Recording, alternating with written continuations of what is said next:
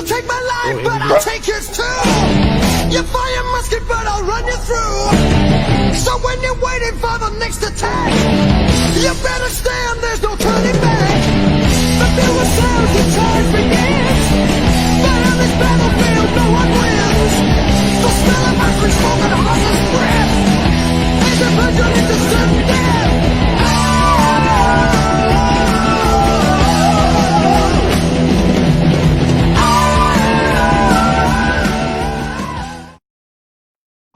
All right, brother War Machine Kane. Brother, we can't hear you in Melbourne. Thank you. All right, yeah. Look, have a look at this, brother. Medal for Melbourne. See that? I love it. How are you doing tonight, everyone? What's happening in Melbourne, brother? Thanks for tuning in, everyone. It was awesome. Last week's show was awesome with Daniel Beaumont. Thanks again to Dusty. What a great guy he is. I had such a great time. I had a great time too. And we got a lot of messages from people around the world saying they enjoyed the show, which is really good. Yeah. And, it's a lot of cools. Yeah. He was a great guy, great referee. We don't know. I think in NAW, when we were the SOH, we gave the referees a hard time. I remember. Look, anyone who does a 3 count against us isn't really a great referee. He's a tolerable one. I think I gave Chop a bit of a lashing there a couple of times. He deserved it. His 3 counts were like, 5 3/7/8 and everything. He used to do it at 50 miles an hour. Tony Marino, God, he used to count so fast. Oh, you remember the Nate the ref? Big Nate, yeah. Big Nate. Mate, he would do the 1 count before he even hit the canvas. He was airborne as he was saying 1. That doesn't count, mate. It's not 1 until that hand slaps the canvas. Really? Yeah, man. You can't count 1 when you're in the air. Well, let me tell you a story I heard on one of the podcasts from overseas. I know Dusty will know this one. One of the old-time referees, he didn't want to get down on the mat to count with his hand, so he'd just go up near the shoulders and he'd stamp his foot. Oh, piss off. Really? yeah, that's a true story. He should be in netball, not pro wrestling. Oh, boy, that was a good one. Yeah, just give that man a whistle. Stamp his foot on the 3 count and everything, so... Anyway, how's your week been? We've both been good. We've been working. I had Friday off yesterday, really which was good. Mm-hmm. Yeah, I've had a great week. Training the dog. It's been good. Been giving him some calm and assertive guidance. Yeah. And we've been doing lots of assertive guidance. That's what you usually cop off Lozen, isn't it? Maybe not the calm part. Maybe more like stern. Is Lozen around tonight? Is she watching TV? Yeah, she's in the lounge room there with De Niro. Yeah, the Big D, they're just Heavy D. Big D, Heavy D. They're just chilling out. Usually when you get a new dog or an animal, you make up a nickname for him and not just, the De Niro or everything. Have you got a nickname yet for him, or are you just breaking De Niro? You call him Heavy D, Mr. D? No. Sometimes I call him D-Man. Sometimes I call him Papa. But that's. Sometimes I just call him Nero. Yeah. But no, he's good. It's really good. It's like training a wrestler, brother. They're calm and assertive. Yes, that's right. Except I find that dogs don't let me down as much as wrestlers do. Oh, just.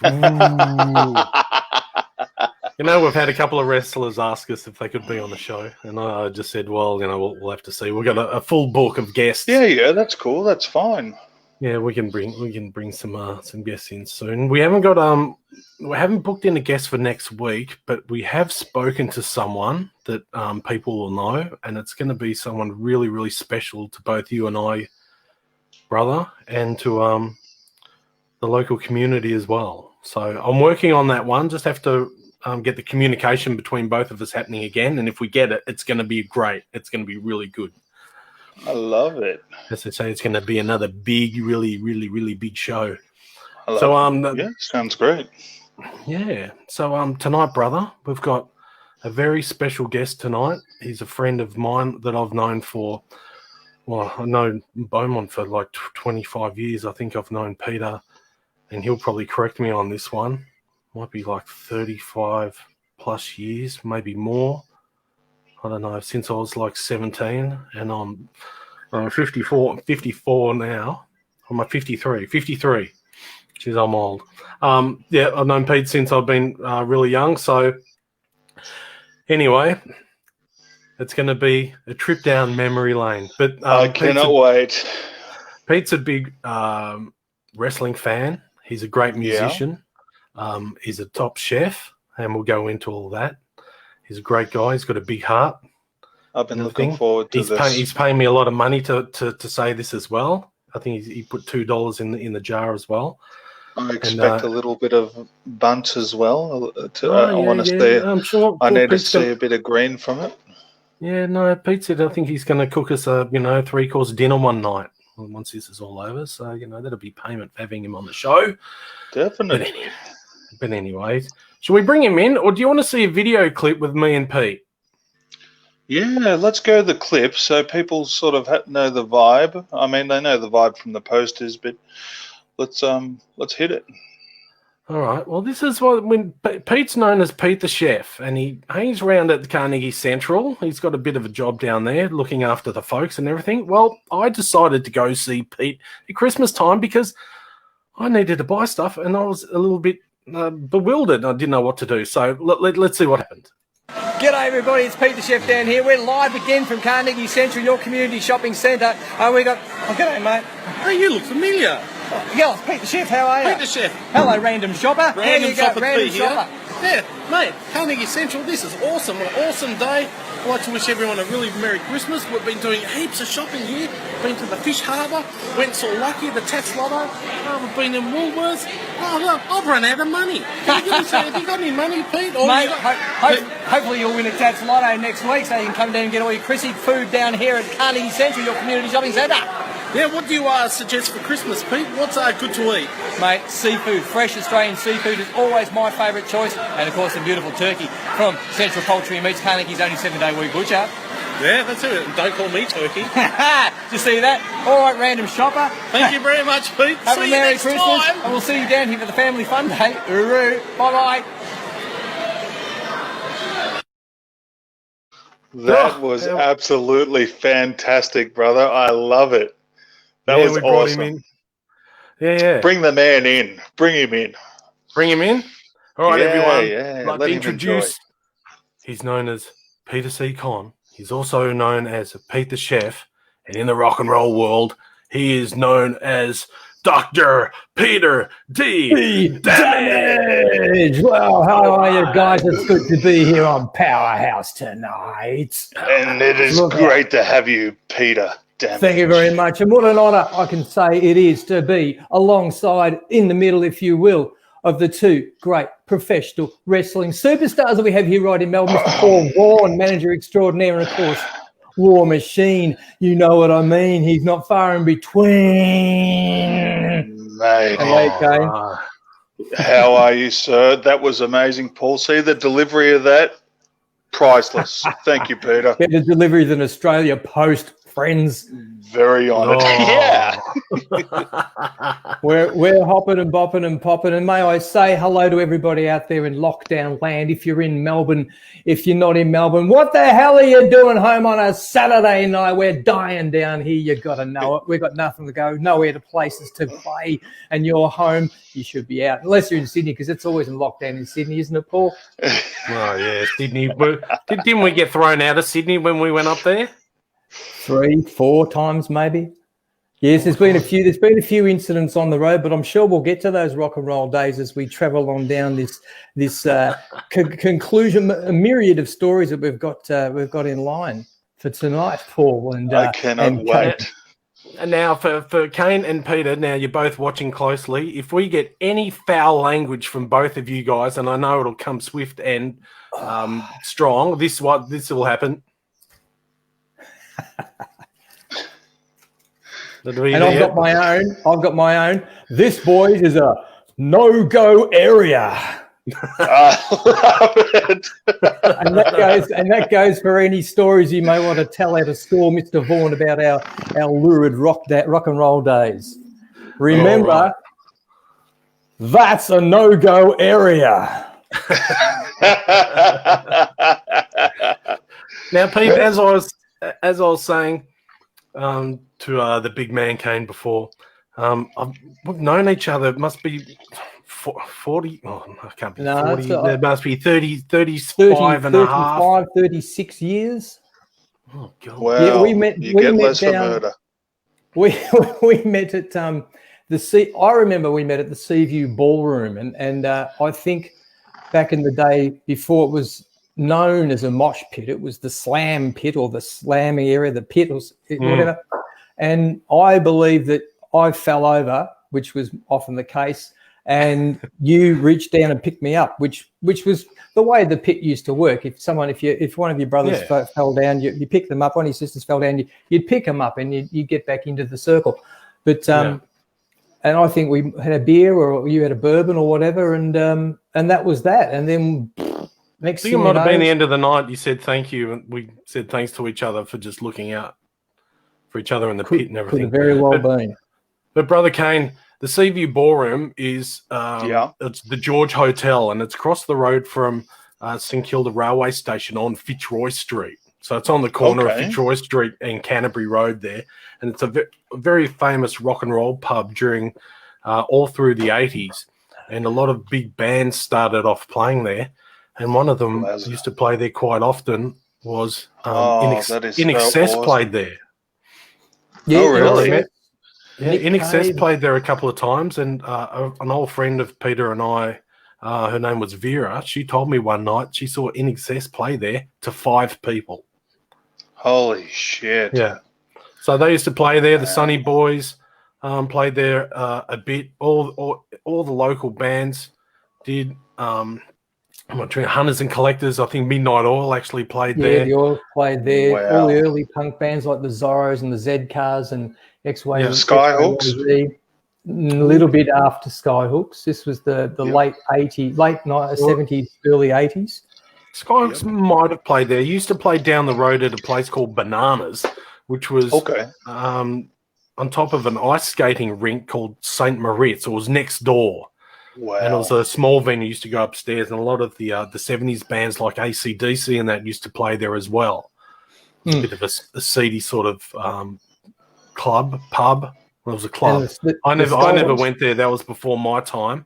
The Skyhooks played the Palais down there. The Palais. Which I think you can see on YouTube. That was quite the event when it happened. I think it was 70, 75, 76 maybe. Oh, that would have been awesome. It's just a lad. One of my first concerts was me and my cousin, Alice, and my mum took us to see Skyhooks at the Sydney Mine Music Bowl. And we were too young. We were too young to be at the front, so we went up the side. And along the side, they had big glass panels, and you scoot down underneath this wire, and you could sit right in front of the glass panel, and it overlooked the stage. And we watched the whole concert from there, so you didn't get your ears blown out, and you could watch the whole show as well. That's awesome. Yeah, I saw the Captain Matchbox Whoopee band there when I was at that time. My Wayne is wine. That's the one. Wayne Goretta.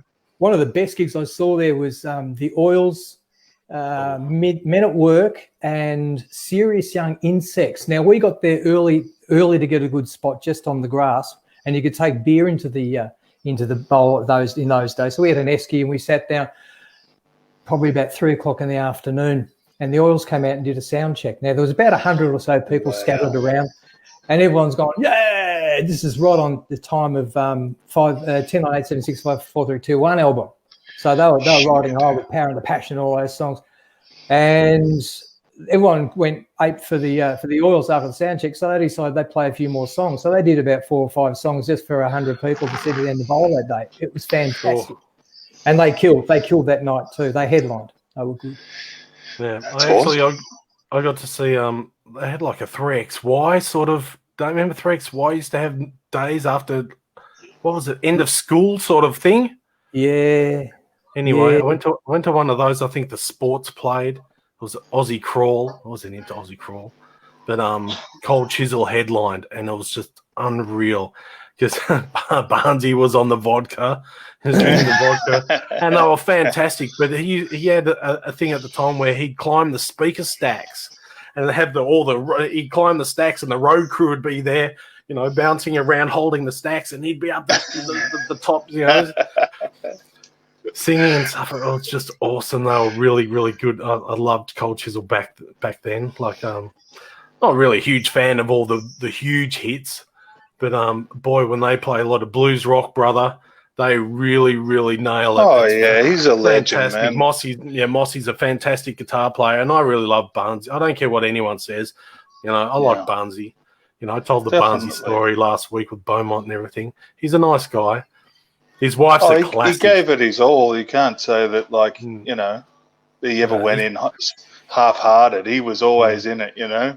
His books are really, Pete, his books are actually a really good read because he grew up in Adelaide in Elizabeth, and his parents from Scotland, and they used to, well, his dad used to abuse him really badly and stuff. So he used to take off from home all the time. It's a pretty bit of a sad story actually, but Speaking how he grew up. I have heard a bit about Barnesy's upbringing, and him and Swanee, and they did have a rough. Well, they're from Glasgow originally, aren't they? Yeah. And it's of course a town known for its hardship, and they're you know, they always hear hard stories coming out of that part of the world. Tell you a good one. I've just got my book hasting, but that's why I kept reaching over. Now this is a good read too. Rob Hurst, excuse me, Willie's Bar and Grill, just on one of their tours of the States. Not a bad read. Good bloke, great drummer, drummer from Midnight Oil. Yeah, used to see those guys for an extra point. For an extra point, Pete, what was the name of the other band he played in that had that one hit? Oh, was that after the Oils? Was that surfing band that he? Yeah, he was in a surfing band. There was another one. Tick, tick, tick, tick, tick, tick. Bang. The Ghost Writers. Who? The Ghost Writers? No, I wouldn't have got that. No. Bang. 1 point to Paul. Oh, here it is, page 3. Yeah, right. Paul paid their Ghost Writers. I was in a band called the Ghost Writers. Paul was right. That's what it says right there. Writers. Yeah, same thing. same balls, different racket, as I used to say. Anyway, Pete, we met at the ballroom and stuff, and we used to go to a lot of hardcore gigs back then, hardcore punk that we were into. Because I lived in St Kilda and St Kilda West up Park Street. So that's sort of heading north towards the city, and it's sort of like middle parkish, but they call it St Kilda West.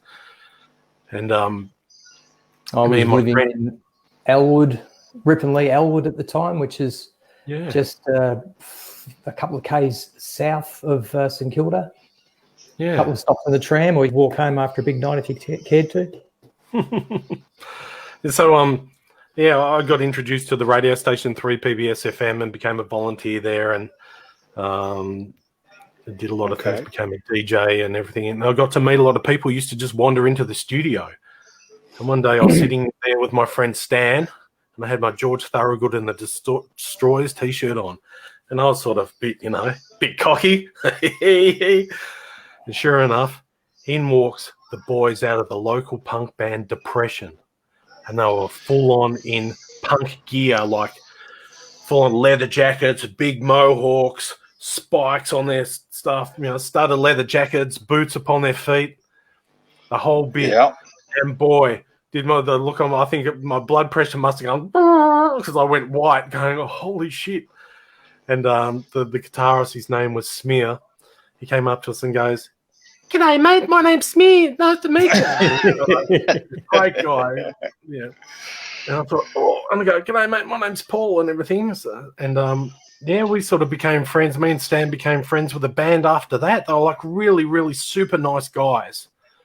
And they ended up saying, if you want to come to our place, which they had a house in Carnegie, they said, if you ever want to come over, come over and stuff. And we were sort of a bit, I don't know about this, but I don't know how it worked out. We ended up going around there one day, and it was like a big party house.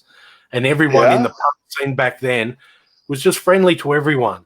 There was no judgment. Didn't matter where you came from, what your colour, what suburb you lived in, what you wore, anything, what Just music you everyone was liked. there for a good time. Yeah, good time, and they were just very open people, really, really nice. So that was an education, for me. So you'd sit down there and they'd say, "Oh, Paul, listen to this," and they'd put on a band called GBH, Grievous Bodily Harm from England, and say, "Listen to this punk record," and they play that, and then they get the Sex Pistols out, and then they get some, all these different, music. They'd say, "Just sit down and listen to this," and it was fantastic. I'm just there going, "Oh my God, I didn't realize these bands were around," because my family was very, very straight. They listened to AM radio or FM radio and stuff, and it wasn't, anything alternative. I think the only thing alternative is when my brother bought Kiss Alive back in '75, and he used to listen to some hard rock stuff, Kiss and Bad Company, Billy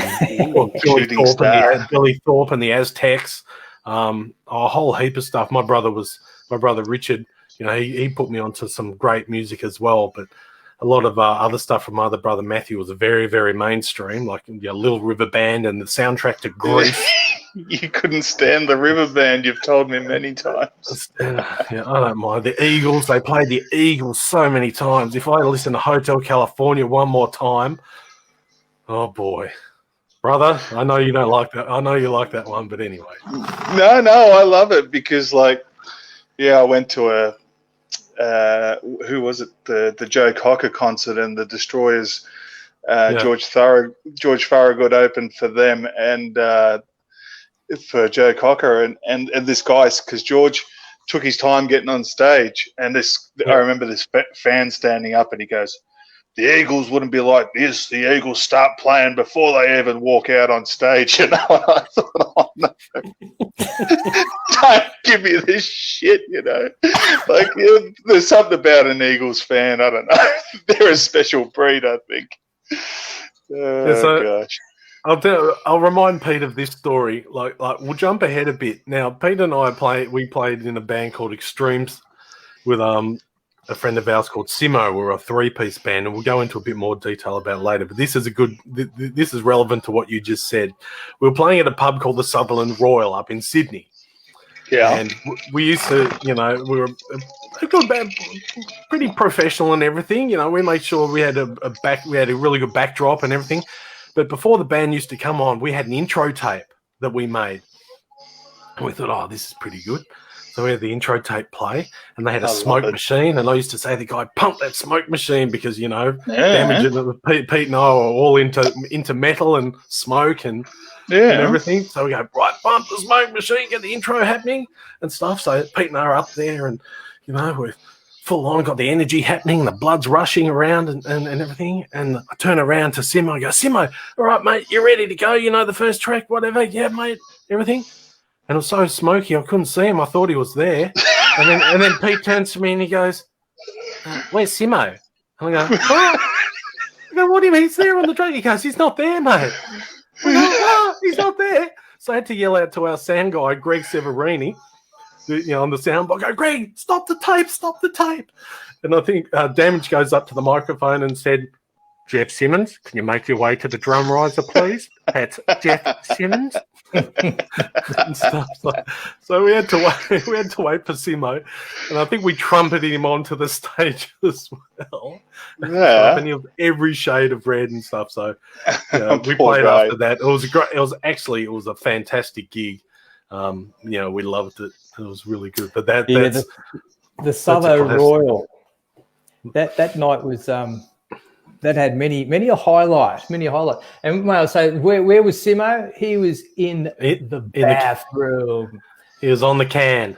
He's like must have had the pre-show nerves and decided he'd void himself, and he did, which was better than behind the kid, I suppose. But anyway, that's another story for another time.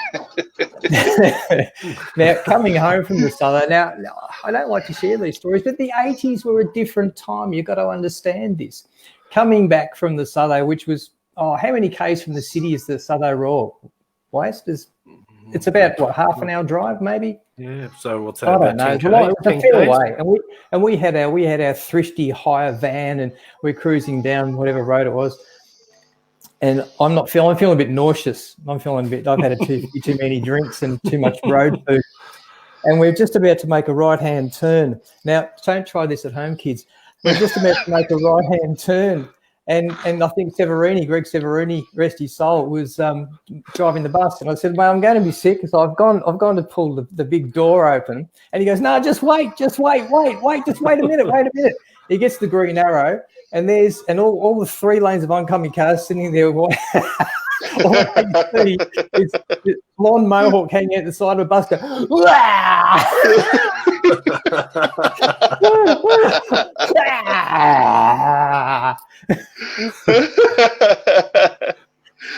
awesome. I hope they remember that, because I would have loved to have seen it. That would have been the funniest thing. But Speaking of those early days, have a look at Pete in this photo. Oh, that is Oh, early. wow. That is Have a look at awesome. Paul. At least looks like a 12-year-old. Yeah, look at me here. Hang on, I'll put another one up. That's Simo on the right sitting. It's me at the front, and that's Peter up the back with the bass. Have a look at me in this one. Oh, that's awesome. Look at that for rock and roll legend. Got the Pumas on. Oh yeah, that's a big great one. picks. Yeah, this one. This is a bit blown. Pete's a bit blown out in that one. Yeah. Now, Simo looks as though he's half These asleep. are awesome. that was taken behind the tote, wasn't it? Yeah, we've got other ones from the tote. Yeah, but have a look. I've still got that guitar. It's here on the right. It's What going to about get a the bit Pumas? of the Pumas. Oh, they went to God. We got a couple. Here's one of Pete and me at that place, the hardcore house where Depression was. Have a look at that. Oh, wow. That is sick. Yeah, I'm pretty young there. You look like you're ready to go, though. I'd probably be about 19 there. Probably would have been about 19, I reckon. What are you? A couple of years younger than I, aren't you? Yeah. What are you now? 50. I'll be 56 in a couple of weeks. Yeah, about Hang 3 on. years. What date is it today? The 12th. It's 12th. Okay. Yeah, another 2 weeks. Yeah. Just mark that in your calendar, boys. Please. Definitely. Yeah, that's 27. right. So 27. Yeah, so that was no, they were heady days, but we'll, as you said, Paul, we'll get onto those. So we met each other, and we used to go to a lot of gigs, and we used to meet up at gigs and that. We made heaps of friends. I was working at the radio station, so I knew just about everyone, which was really good, and everyone was really nice. I was never into wearing all the punk gear. I was pretty straight edge. I used to like to wear the punk t-shirt, but that was it. I didn't have the big mohawk. I didn't have the leather jacket. I just wanted to be myself, and everyone accepted that, which was excellent. And there were a lot of guys like that and girls like that who just everyday people, looking everyday people who would who was hardcore as the next guy. They just didn't look like they didn't want to do it. It was one of the, I loved it. I loved getting dressed up. It was that was one of the things that attracted me to that. The music and the fashion and the scene. The general scene was fantastic, Paul. And I'll tell you, Kohn, that you wouldn't have made a more cohesive and friendly bunch of folk, because everyone was in the same thing. Everyone came from all the different parts of Melbourne and just converged in St Kilda. And I suppose a lot of them had been on the outer because they hadn't gelled with the people that they sort of grew up with, perhaps didn't have the same musical tastes and had different ideas about things and wanted to explore, and everyone just met and everyone was on the same ground, everyone was on the same level, and away you went. And it would have been great. It was great fun. And St Kilda was a such a vibrant place. It's certainly not like it is now. I mean, you'd go from, on a Thursday night, there was this thing called the Thursday Paul Vaughan, you'd remember that, Thursday Crawl.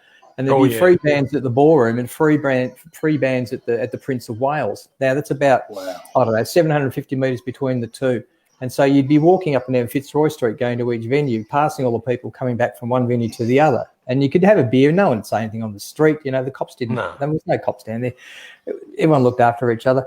And you'd end up having a chat in the street. Who's playing up there? Oh, cool. Who's playing down there? Who's down there? Yeah, mate, I'll see you soon. Right, bye. And it was just all night, back and forth, back and forth. You stay and watch the band and head up. And then at the end of the night, you'd find out who's having a party and where it is. Yeah. And there'd be, and then I was still living in Bayswater in the early days. I'd come to Baysy, 22 k's from the CBD. There is no bay, there is no water, so God knows how I got the name. But they sent, and I'd go there with no way to get home because, trains didn't run all night. But you'd always end up finding somewhere to stay, or you'd find a party that was going all night and you just go hang around till the first train would run out and off you'd go. Free and easy, fantastic. It's beautiful. There should be more of it. We don't, people miss out now. You can't blame the change. Well, you can blame the change of music, I think. How many electronic musicians like the music now? I don't know. I like the old rock and roll era the best. I think the modern generation could missed out on a lot. I think so. In 30 years' time, there's going to be three other people sitting doing the same thing, maybe with a different technology, going, you know what I think? I reckon the young kids of today could think. And everyone's the same. They always think, well, it's true for us because our generation was the most fun, But every generation says, theirs was the best. But we were. I mean, I've been to rave parties and stuff where it's all techno and things. I mean, some of it, you can get into it. Just depends what your taste is, I guess. I'd like to see you at a rave party after a couple of drinks and everything. Oh, get down and boogie. Yeah, mate. Me and Scorpion. I could tell you some stories, brother. I remember I went to this one place with him, and I was doing I was wasted, and there was a empty passageway, and I was doing the Triple H high knee down this passageway, but I'm spinning. I'm doing high knee spin, high knee spin, high knee spin down this passageway, and these girls come out of the women's toilets, brother, and I hit them with the high knee. And we're all like me and 3 or 4 girls are all laying on the floor of this hallway. I'm like, wiped everyone out. We all just collapsed. It was bad. But anyway, carnage. Fun and games. Oh, but we worked at the same place too, Paul Vaughan. Tell Kane and the audience about. Well, that's 14. Just before we get to that, Pete, we're talking about going up and down Fitzroy Street. Oh yes, please. Well, PBS, the radio station, was in the Prince of Wales Hotel, and the Prince of Wales Hotel's got a big band room that you and I played many gigs in. But on Thursday night, brother, it was free night. They used to have a free band nights, and they used to put on 3 or 4 bands for nothing. You just walk in the door and stuff, and the drinks were cheap and everything. And every Thursday night there was just a different mix of bands. The first band on, we could be playing jazz, and the next one would be playing, like alternative rock and roll, and the next one would be the most horrendous garage band you've ever heard. Then playing, 45-minute version of Louie Louie and stuff, and then you could get an international band come in, which is true. I went there one night and there was a jazz rock band playing, and they're absolutely phenomenal players. And I'm just there with my eyes open because I was a guitar player at the time, learning to play guitar and everything. And these guys are up on stage, breaking out and trying to and what it's just awesome. It's Tequila. Awesome. Oh boy. Yeah. All different bands and small bands that made it like really big as well. And we're really lucky, and we'd always say, "Oh, we'll meet you at the Prince on a Thursday because it's free," and that's that was a part of that the Thursday crawl. So Well, I mean, the thing is, like, if you saw like a jazz band, and you never know, you might need a saxophone in your band or something, saxophone player. You could approach those guys, couldn't you? That's how a lot of people met. I think that's how Pete and I met. That's how I got to know Ep.6, because he was playing in one of his band, the White Elephants or something. And yeah, that's what you did. You met. That's everyone met and everyone talked and everyone. You know, the question was, how's your band going, mate? How's your band going? Or the other one was, I'm starting a band. That's all. That's all people spoke about. The band, using fanzines and records. Wow. Everyone. When's the next gig? Where's the next gig? That was the thing. And used to take flyers there, band flyers. Like I'll put up this is a flyer from when we played up in Sydney, but that's what they call a band flyer. That's nice. When we went up to Sydney on a tour, and we played with this band called Mass Appeal, who were really big at the time. But anyway, used to go to gigs, and people would hand out those flyers so you know where the next shows are. And it was just networking. It was the best networking. We'll say it's like when we go to wrestling shows and you hand out, the flyers at the end of the night for the next show. But the thing is, you don't hand out the flyer. The thing is, with wrestling, Pete, you don't hand out the flyers in the middle of the show because you can give away the storyline for what's going to happen down the road. But anyway, that's happened quite a lot, hasn't it, Kane? No comment.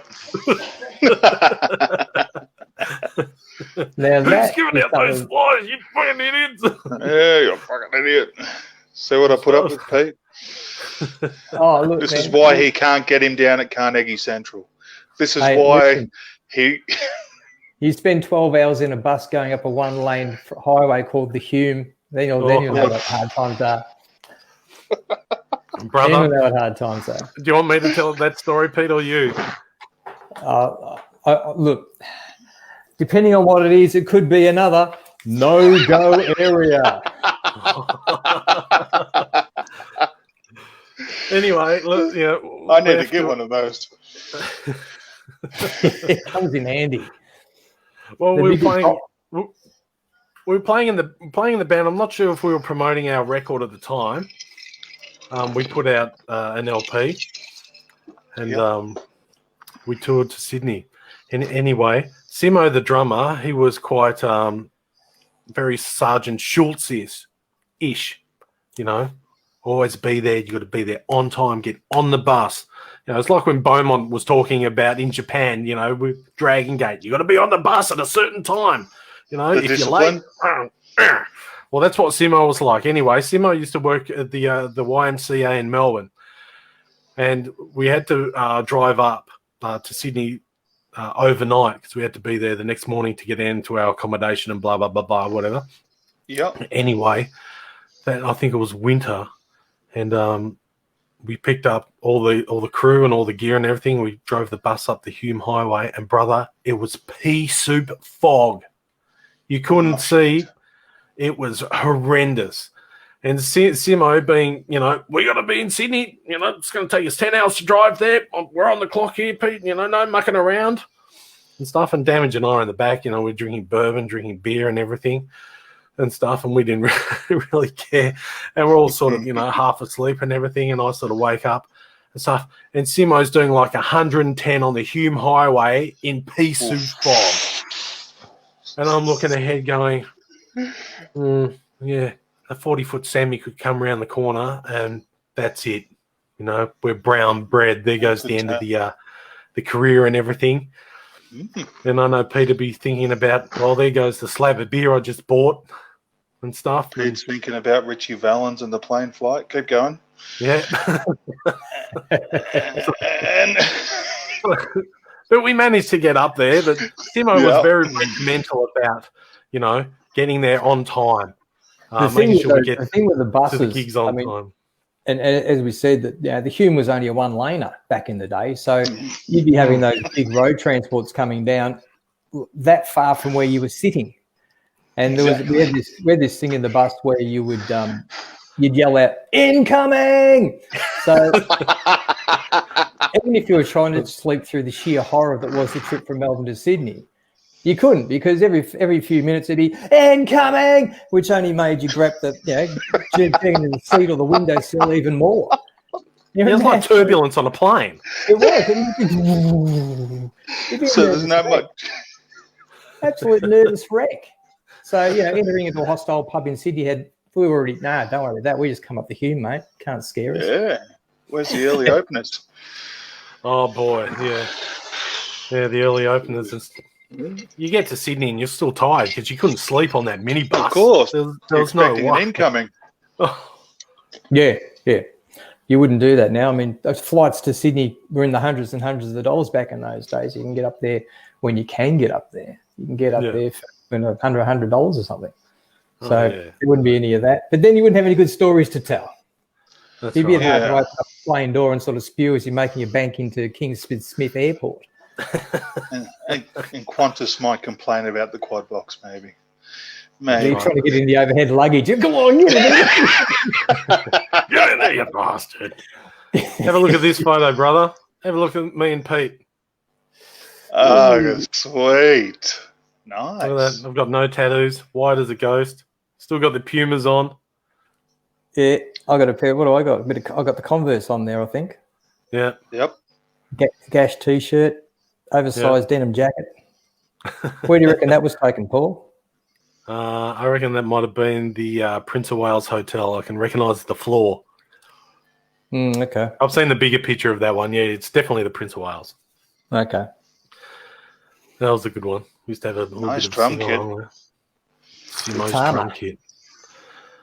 Yeah, we used to practice in Paran here, just around the corner. We used to share a band room with a local punk band called Vicious Circle. Who are still playing to this day and putting out some mighty fine tunes too. Yeah, Paul Lindsay, if you're out there, how are you? Anyway, we used to share the band room with old Vicious Circle, and I used to live round the corner from there as well. When I used to live up in near Armidale, I used to go to the band room. I thought, I'll go to the band room. I just want to play the guitar a bit. You'd open the door, and there'd be some other band that you didn't know rehearsing in there. Because the guys out of Vicious Circle just used to tell the mates, yeah, you can go. You can practice here. And it cost us money for this band room. Like, we were paying rent on it. And trying to get the rent out of them, oh, boy, that's a whole different story. We could have used you back then, brother. Yeah, we had to throw them out. Anyway, I get a phone call in the middle of the night. I think I've told you this story. Oh, you definitely know this, Peter. I got a phone call in the middle of the night from the owner of the band room saying, "Oh, your band room's on fire." I thought, what the? So I had to get in the hardcore Honda because I used to drive a red Honda Civic. There was a hand-me-down from my parents, and I could actually get the Marshall, the quad box. Yeah. It's even bigger than the Ferrari I drive now. I could get the quad box and the head and the guitar and everything in there.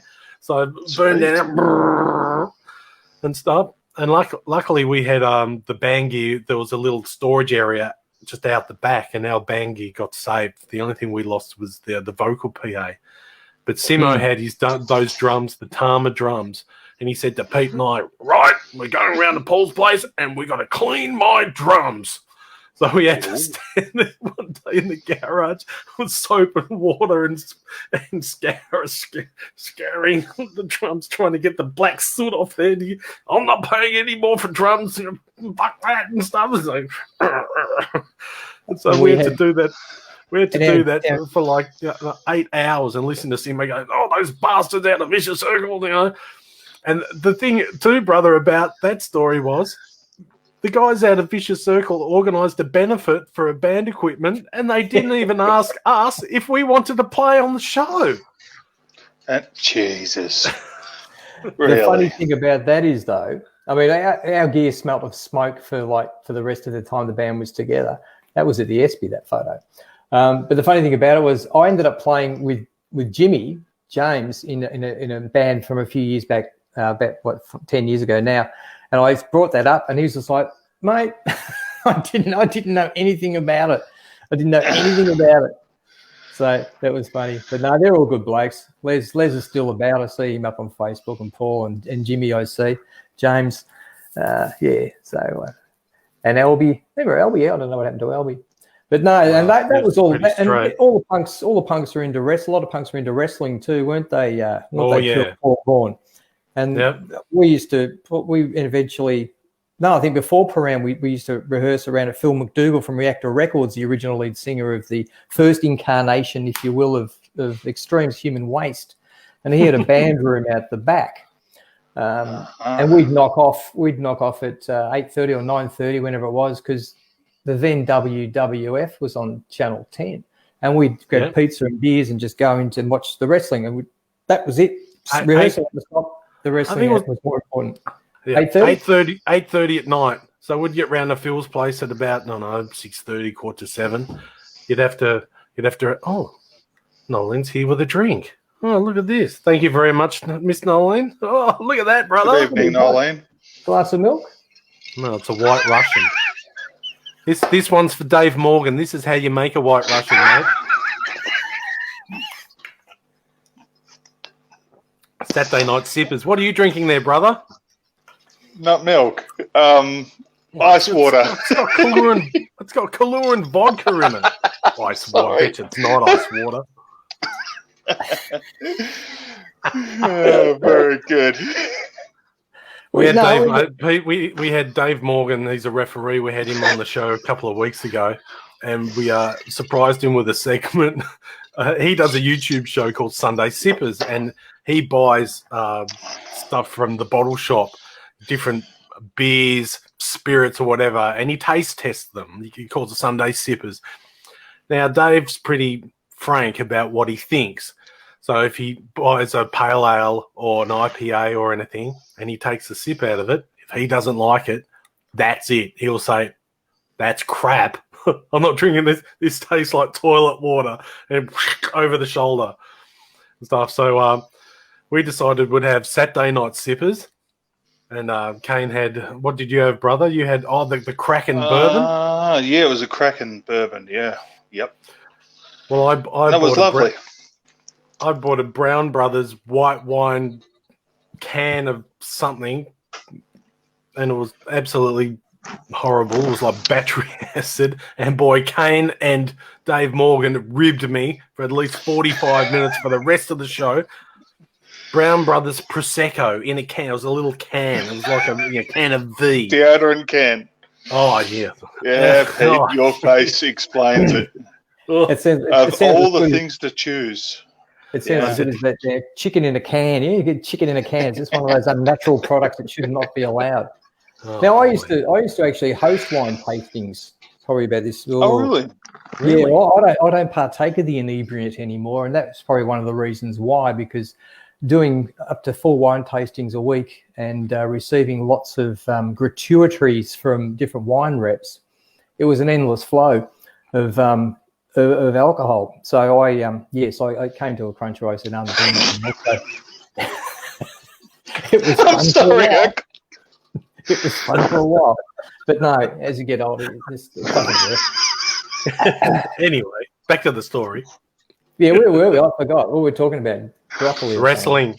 Well, we're around at McDougall's place in the sunroom, and brother, we had a rehearsal room in Phil's. He had this thing called a sunroom, which faced east, so he used to get the sun in it in the morning. So he called it a sunroom. He had 2 old school pinball machines in there, which were quite good. Oh, yeah. Anyway, he lived in Camberwell, so we couldn't really make a lot of noise in Camberwell. So me and Simo decided we're going to try to soundproof the room. So we went and bought, 43 million egg cartons and stuck them up. Stuck them to the wall. With pins in Phil's wall. And Phil's there going, I don't think you should put pins into the wall. And we got too late, Phil. So did it work or what? That was quite fun. No, it didn't work at all. Hey, you've probably got some photos of the of that, you and I in that band room. We'll have to go into that. Yeah, you just you keep talking, Pete, and then I'll try and find that picture. Well, we watched the wrestling, and then there was this thing called Paul and I got kicked out of a party one night because we walked around, and you remember the Killer Bees, the Killer Bees were there. So we were walking around the party all night going, B. Brian Blair, Jumpin' Jim Bronzell, the Killer Bees. And we had it on ad nauseum. And people would say, who are these guys? What are they doing? And why are you at my party? Go away. Yeah. But we used to, and the PRWC happened from that, which is a punk rock wrestling connection. We had promos on PBS. Wow. Here we go. There's the egg cartons.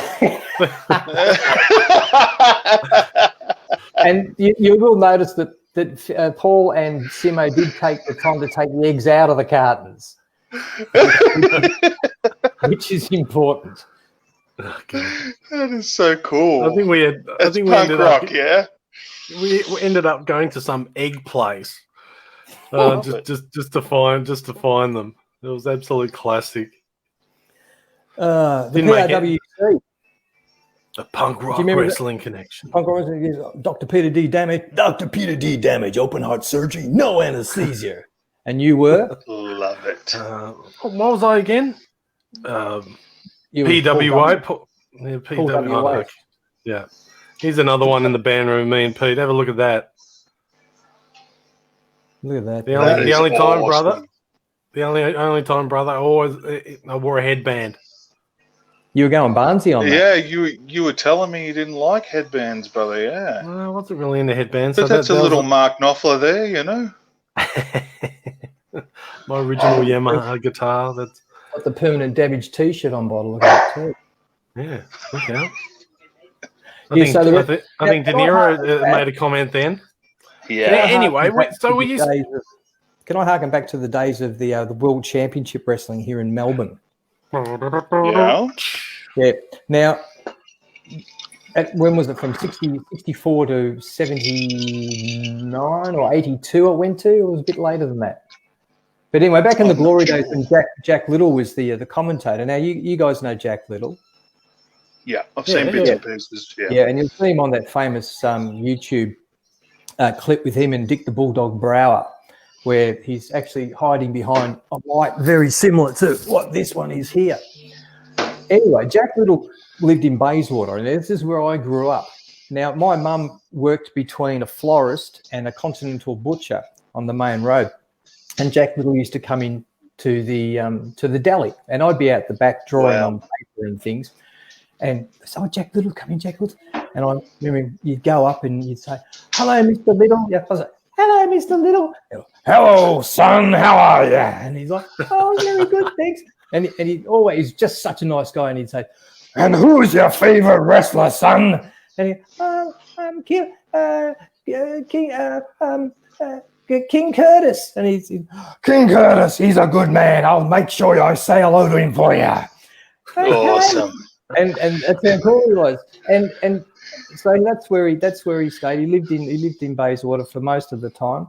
But and my mum was the florist, as I said, and the deli woman.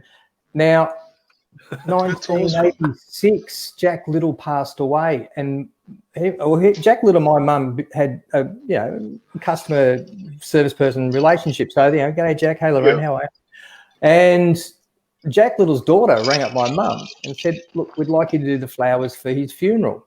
So all that time, that from early 70s to then to 86, Jack remembered mum and wanted her to do the flowers because he passed away over, I can't remember what it was now. He died in French Go Hospital. But so she did the flowers for his funeral. He was buried at the Lady of Lords Catholic Church in Bayswater. So that was a cool, nice little link to that whole thing. Yeah. And he was a really nice guy. That's an amazing story. But those days of the WCW World Championship Wrestling, the names Mario Milano, Mark Lewin, Spiros Arian, and Abdullah the Butcher, Big Bad John, Killer Carl Cox, and of course Dick the Bulldog Brower, the man of the hour, Brower Power. He was the scariest individual of all time. I think actually Jack Little said that he was the one wrestler he was scared of. Yeah.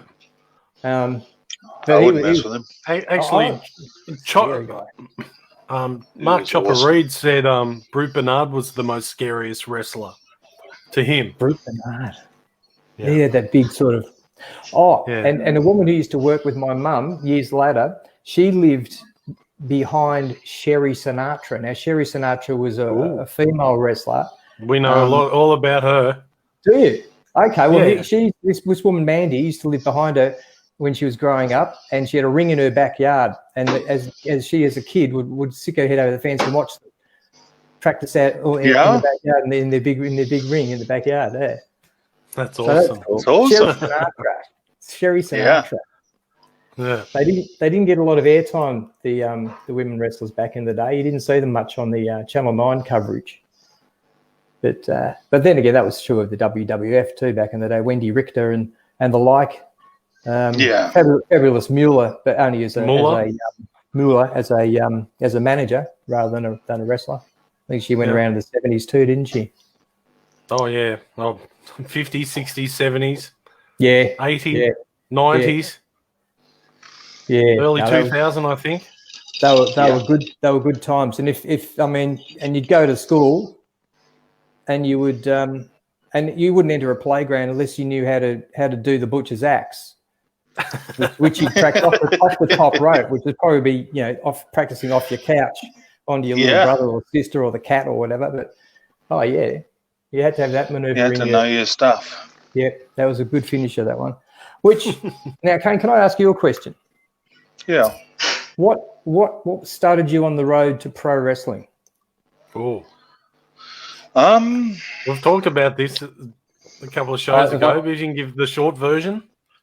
Yeah. While I have a drink of this lovely white Russian. I think I tried it because I tried a lot of sports, and I wasn't as good as I wanted to be at a lot of sports, it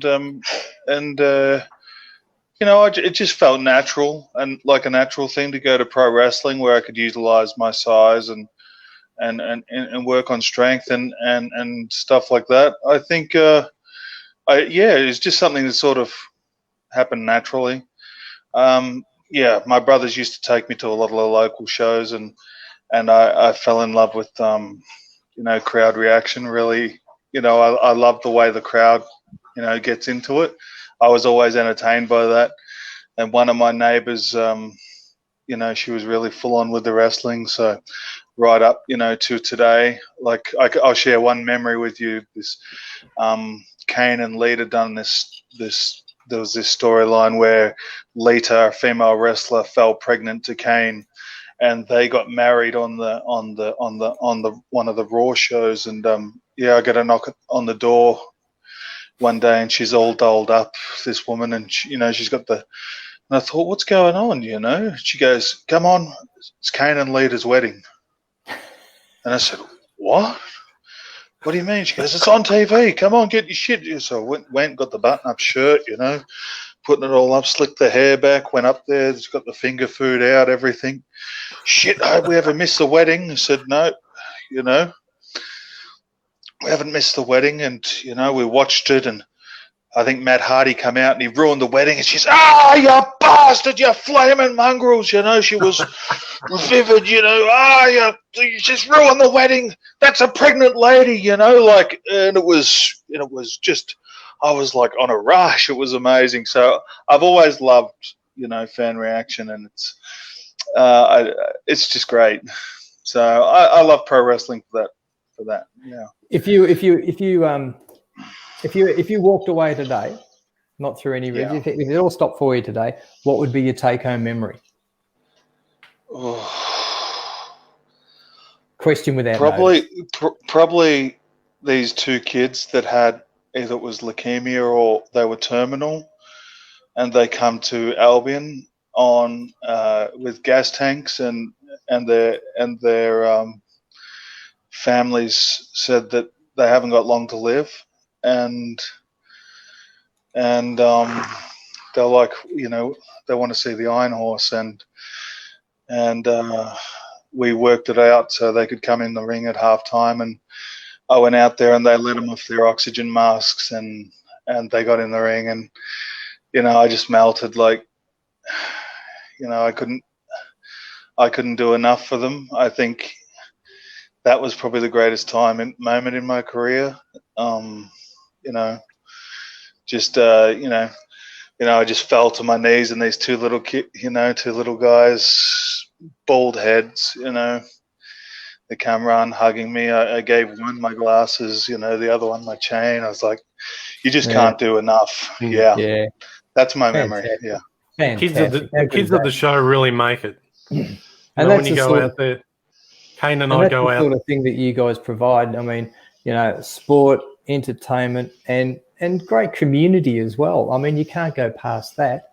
That's something. Well, you just said you'll remember forever, Paul. You remember that forever, and so are those. The kids, the relatives, the kids, the crowd. Everybody will see that and know what And you see it quite often. I think I've seen vision of you guys with other kids, special needs kids in the crowds that idolise you and have a good time coming to the match and following the story and it's more than just sports entertainment. It's more than just sports, more than just entertainment. It's about community, isn't it? It is. It is. When we wrestled PCW, a fan was wheelchair bound, and he come up to me and he said, "Look, he goes, I'll be in this wheelchair, for the rest of my life, but I'm on a basketball team." He goes, "I'd love for you to come to one of my games." And he gave me the details, and, I was on my way to the game, and then he messaged me the game was cancelled. And, it's just, I'm always willing to do that sort of thing. You can't do enough for people in those situations, and that's a privilege. That's a privilege, isn't it, to be able to do that, to help people out? It is. It is. It was amazing. There you go. Yeah. See that picture of the picture of Kane there? He just realised that I took off with the bourbon that we had after the show. Yeah, someone's pinched the rider. Anyway, exactly. This is have a look at Pete in this photo, brother. Have a look at this one. Now, I think he was a little bit influenced by a couple of the hairstyle bands back in the late 80s. Have a look at this. Wow. Now that's a head of hair. That is awesome. Now I'll remind Peter of this story. Now, we were playing at the Richmond Town Hall. It was an all-ages show. And Pete decided he wanted to frizz up their hair, put a bit of the old hairspray in it, and he rocked up with a bit of eyeshadow on that as well.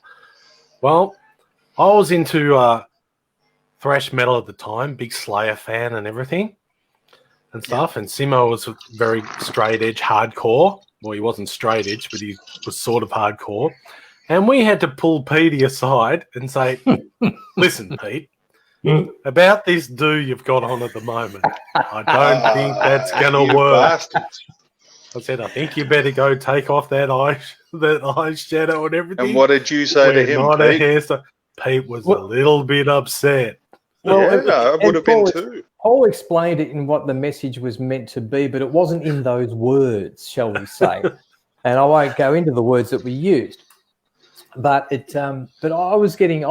started enjoying the glam. The punk stuff was sort of, disappearing as my number one sort of thing. And I started liking all the glam metal of the time, the Motley Crue, the Poisons, and all those bands, Warrants, the Cinderella, and the hair and the makeup. I'm thinking, this is something wrong. I could get into this. So just a slow transition.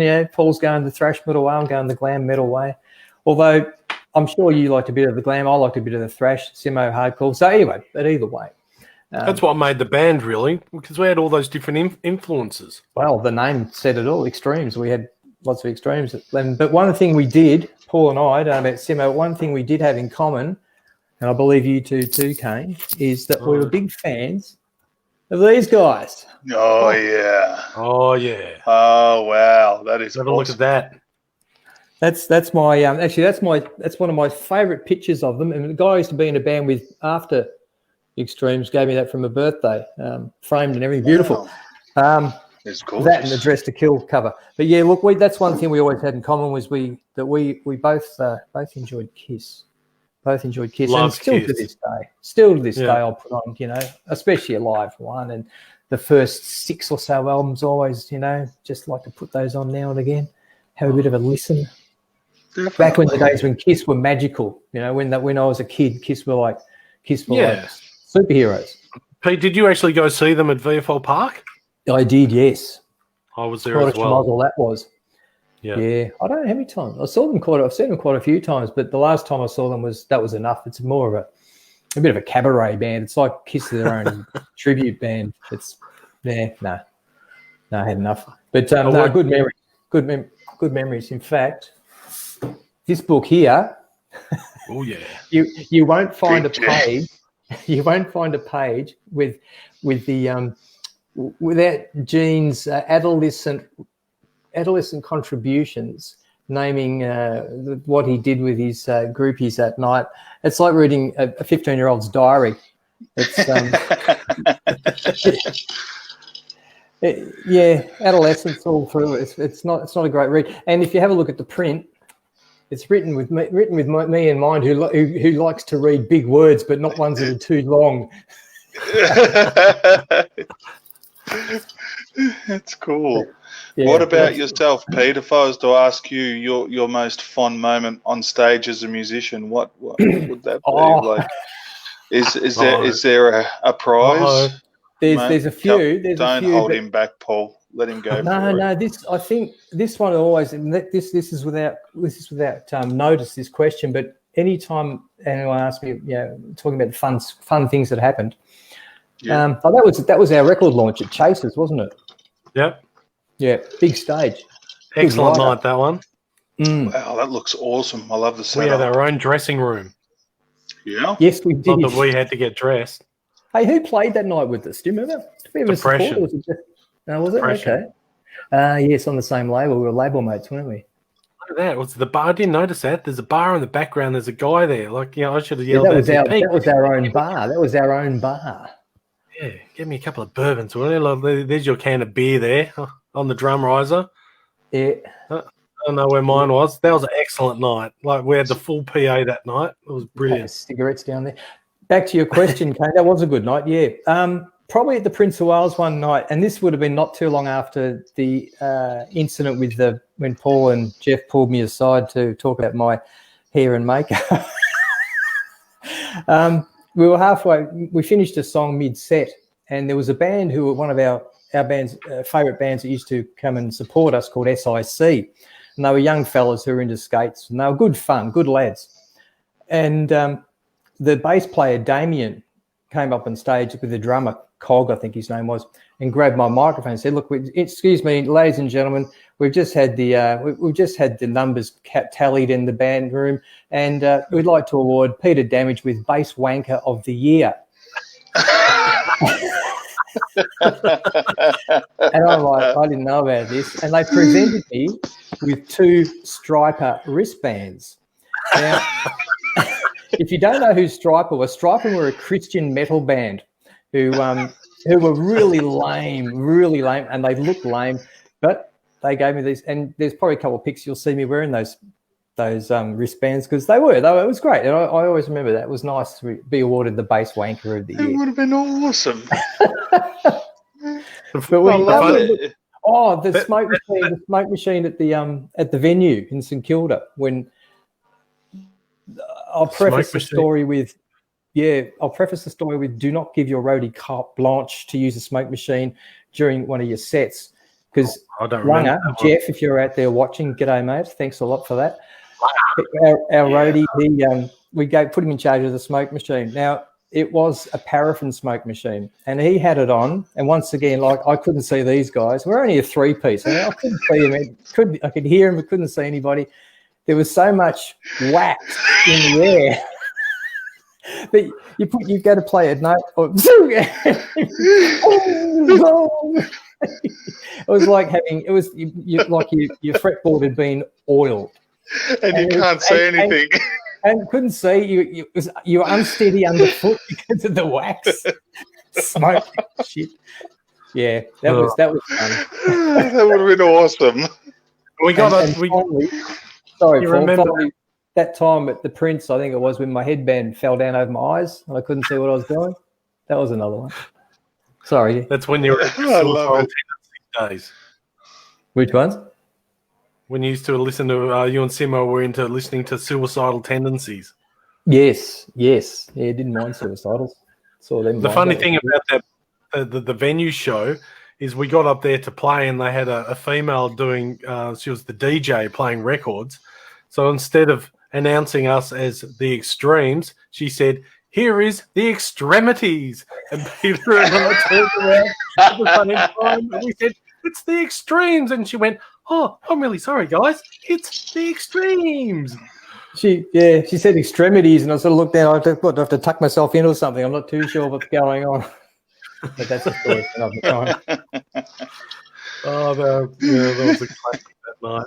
But to follow on from that base wanker of the year that we got the award for, which I was a part of doing, I went to have my break. Yeah, of course I was. I did not know that. Anyway, I had my radio show on PBS. No, I don't think it was a wasted dream. It was just the punk show. Anyway, I mentioned that you won the Bass Wanker of the Year and that Damien came in third.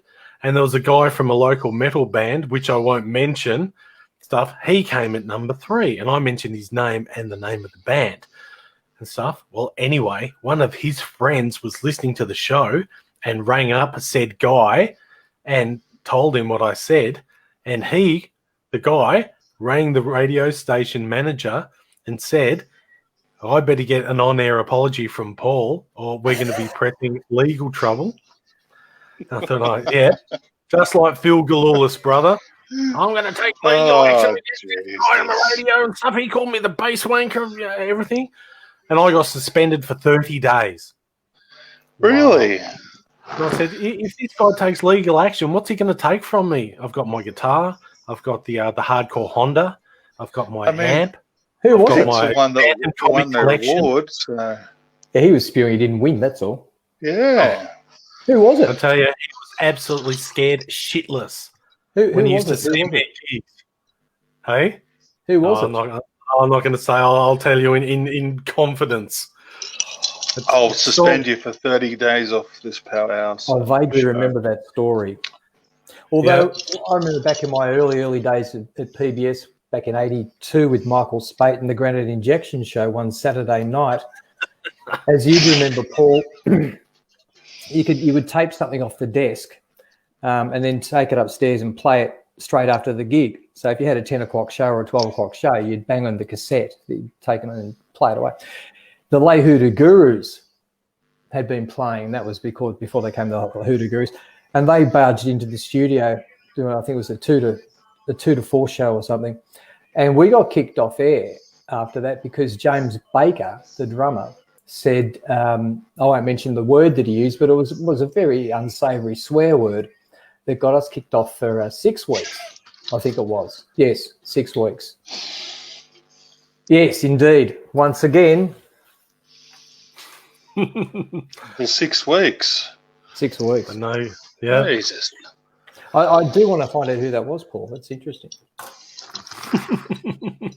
So you definitely going know back them. to that question, Paul, what's your memory of the take-home memory from the band? The Extremes. Or Extremes. I know the tours to Sydney were pretty good. We played my friend Dave Weir's 21st birthday party in Canberra at a discotheque. It was a full house that night. That was pretty good, and the fans were slam dancing. And Damage and I were up there. I think I might have a photo of that night somewhere. I'll have to have a look after I tell the story. Anyway, we're up there playing, and the band we were really hot at the time. We played a lot of gigs and we're really tight, and they were all slamming and they had the mosh pit going. And there was only like 1 or 2 steps up to the stage, and we were playing, and all of a sudden the mosh pit came onto the stage, and Pete and I copped microphones to the face. Bang, straight into the gob. I copped it. I got a chunk taken out of my Stratocaster guitar, which is still there. Well, it's not there because the 2 chunks have gone and everything. And they like a stage invasion. We had to get Pricey, who was our roadie at the time, to kick him off stage and to fix up the. I had a pedal board and everything at the time, So you had to fix that up and fix the microphones up, and we just kept playing like it was nothing. That was a pretty full-on night. I think the night we played with Depression at the Seaview Ballroom upstairs to a full house was pretty good. Yeah, it was a good night. That was a big night. Oh, brother, this is a classic story for you. Like, you'll love this one. Look, I'll make myself centre here. Like, we were playing at the Prince of Wales Hotel in St Kilda. Anyway, I was living with my mum and dad at the time and stuff. And any time like Pete or Simo used to ring us up, you know, wanting to speak to me, my mum would answer the phone. And Pete would say, "Oh, you know, Mrs. RJ, can I speak to Paul, please?" And stuff. And she'd say, "Yes, no worries." And Mum would move the phone away from her mouth, and she, in this high-pitched voice, she'd go, "Paul! So Peter's on the phone for you," or "Jeff's on the phone," in this high-pitched voice and stuff. And I thought, "Oh, good on Mum." Anyway, I didn't take any notice of it. So we're playing at the Prince of Wales. I think it was on a Thursday night, and it was just about a full house. And in between songs and stuff, like, you know, would stop for a second, have a drink. Sure enough, Damage and Simo got some of the guys in the crowd, our friends, to yell out at the top of their voice, "Paul! Telephone call!" and stuff. And I'm looking around going, "What the?" And I look at the Damage and Simo, and they're pissing themselves laughing. And all that night you could hear them going, "Paul!" You bastards. And then the rest of the crowd brought onto it as well. Even people who didn't know. Yeah. It was like everyone's a bit like a footy chant. Paul. Didn't your parents have something to do with the Sunbury Rock Festival, Paul? Or yeah, no? that's another bit. That's another long story. Yeah, they were the promoters of the Sunbury Pop Festival. Them and awesome. their best friends. We'll leave that for another time. That's a too long a story. There was another good one playing at the Prince of Wales, Pete, where I think it might have been me who wrote the set list out and put the song order, wrote the song order differently, and the one that Simo had was different to what you and I had. So we got to like the fourth song, brother, and Simo like counts it in, and he was terrible at counting in.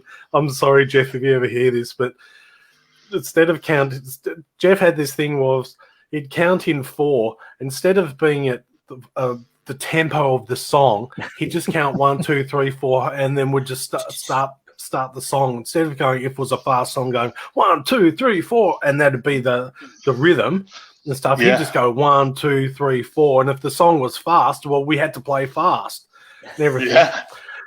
So anyway, I wrote the set list out, and it wasn't right in the right order.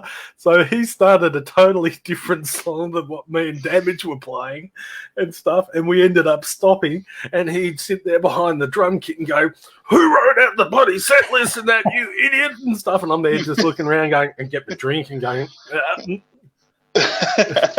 and Damage is there pointing and going, Paul did it. And the crowd started laughing. The crowd loved it. And that was the thing about the band. We had a lot of fun. Extremes was a real fun band. We weren't too overly serious. We were serious at times, but we liked, Pete and I loved being on stage and having a lot of fun. We used to also do, the kiss movements, up and down with the guitars to some I had songs. blood capsules for a while too. I brought out the blood capsules, and we had the devil mask. Yeah. Yeah, we had a song called Slam with Satan, and I had this, I think Lunga, our roadie, might have given us this devil mask, and it had I had to cut the mouth out so I could sing through it. And, right. Yeah. That's so, playing in Canberra, actually. That's Dave. We're in the back with the Insane T-shirt on the right. That's Simo playing the drums. That's me on the left. And, of course, Damage with his the hair. And that bass with the satanic plaything written on it. Yeah, Satan's plaything. Satan's plaything. That was an excellent night. Boy, we were hungover the next day. But we did get toasted cheese sandwiches for breakfast from Dave's mum. That was excellent. Hey, you know what we can do? Hey, brother, you know what we can do? Pete's made a video clip of one of our songs from our second album. And it's only been made it today. It goes for like 3 or 4 minutes. We can play it. Do you want to hear it? Let's hit Now- it. Yeah. Yeah, I need to hit the bathroom, boys. So yeah, chuck it on. As this plays, the mics will be turned off, so we can't commentate during it. This is a track called No Respect from the second album we recorded, but has never been released. Okay. Now, I've been in negotiations with RCA and all the top record companies from around the world, and they just won't give us enough money. But I think maybe our good friend Dave Weir might release it. I'm in constant negotiations between him and our lawyers, Pete. Yes. Do him over, our lawyers, do him over and how. And we'll have to see how they go. Might have to get brother? MCA on the job, yeah. So this has got a lot of photos that you've just seen, and there's a lot of other ones and that. So just be wary, people. This is loud, but this is our band. This is Extremes. This is a track called No Respect. No Respect. Yeah.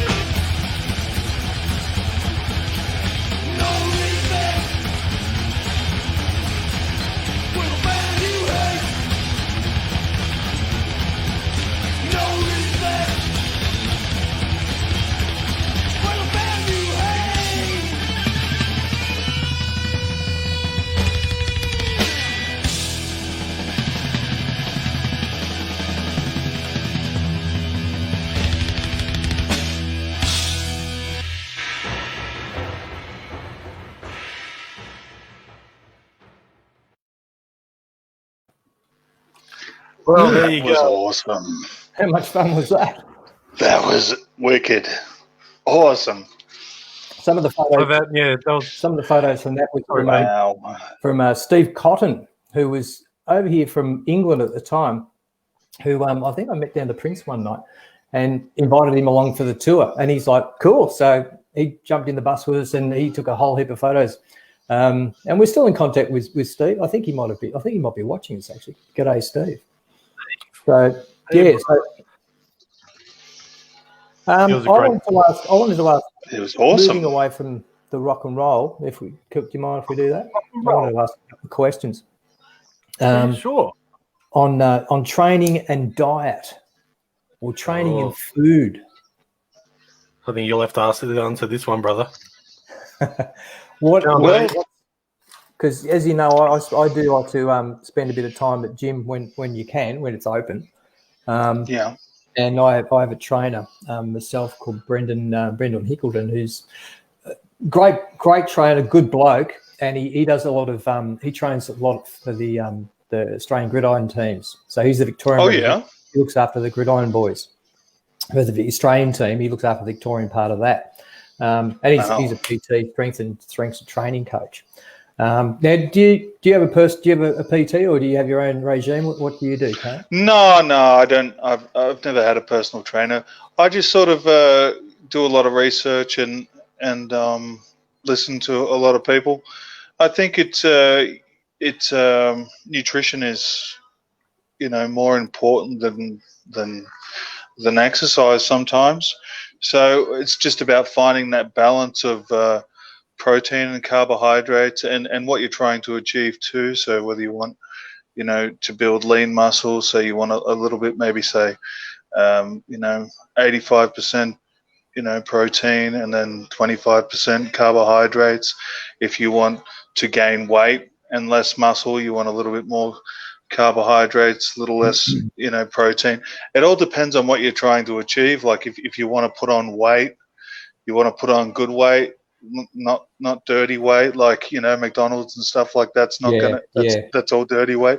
It all depends on what you're trying to achieve. So what type of athlete you are. I asked with interest because I was I think this, Paul Vaughan, that I was out down at Amy Park looking after the Storm boys with their take-home meals at night. They'd have breakfast and they'd have their lunch at the club, and some of the younger fellas, probably between 6 and 10 of the players, some of the younger fellas who grouped house together or weren't too sure what they were going to be eating. They had dietitians on board, but of course you tell a bunch of young blokes this is what you should be doing, and some of them have come straight from home. They're in a new environment from overseas, New Zealand, the islands, and of course New South Wales and Queensland. So I was making up their meals. Now, once again, as you said, it depends on what you want. I think we ran on a course of 300 grams. This is for their dinner. I think it was 300 grams of protein, 200 grams of carbs, as in good carbs, vegetable, and 100 grams of rice or pasta or sweet potato or something like that. So that'd be something similar to what you'd have a look at. Yeah, definitely. Greens are so important. Red meats, fish, yogurts, peanuts. There we have it. So some guys will just go like a bowl of straight broccoli. A nice bit of salt and pepper. I remember that thing from the old days, Pete. No, this was it, I think. No, the thing with the broccoli, also, especially for men my age, and Paul, you're a disgrace. Paul, you're a disgrace, Paul. It helps. Reminded me of one of your old girlfriends. I've got to go see the doctor about. I've got to go see the doctor about this. But is that what they call a knob of broccoli? No, it's a head. Oh, a head of. If you don't mind, umpire. It helps you with your testosterone. It does. One of the vegetables. Stay away from your peas and things because that's got the estrogen in it, or it not estrogen in it, but it promotes estrogen. So I'm out of vegetables. Don't say that to Dave Weir. He loves peas. Peas. He sends me text messages in the middle of the night with a big thing saying peas. Oh, no, yeah, I think we know where that's from. Now, now we're talking. Oh, now everything's changed. all right. Look at This. Got the chef's hat on. I heard a little whisper in a pre-production meeting that you may have wanted to ask a question about some food, Kane. Look at that. Yeah, Hang on. Let's tell it. Who's this guy? Oh, that's Pete the chef. He's a now this is a family show, boys, because I run a tight ship down at Carnegie Central. I look up the Carnegie Central Fresh Food, and if you go to the Carnegie Central Facebook page, you will see Pete the chef's cooking videos. There we go, cooking videos and promos on the Carnegie Central Facebook page, or the Pete the Chef Facebook page as well. Recipes, tips, whatever you like, and it's all done with a bit of lightheartedness too. Which is the best way to get around in the kitchen. Fantastic. When you're cooking down at the shops, the shopping centres, and that, Pete, is someone asking you to cook their food, or do you have the just open choice? Can you cook whatever you like, or are you doing it in a promotional manner? Like, is there like a new product like you're cooking, like is someone wants you to cook their their macaroni or something? Yeah, I usually stick to seafood and fresh meats. Okay. But it's usually what's plentiful. Maybe there is a new product, so it's a bit of give and take. Sometimes I'll say, hey, let's give this a run. Well, I've got an idea what we can do with it, and we've made it like that. Sometimes we'll do store tours. Sometimes we'll do cook-offs.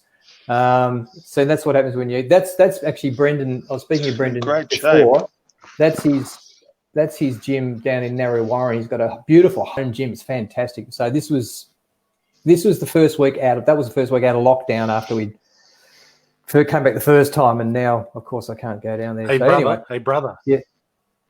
Pete's got that picture above his bed.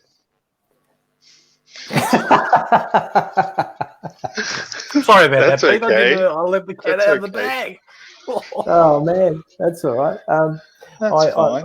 I'm stuck for words. I can't say. I've got nothing. I got nothing. No. So that's the way it works in Central, and we do a few other things down there. Are you bastard? Where's that from? You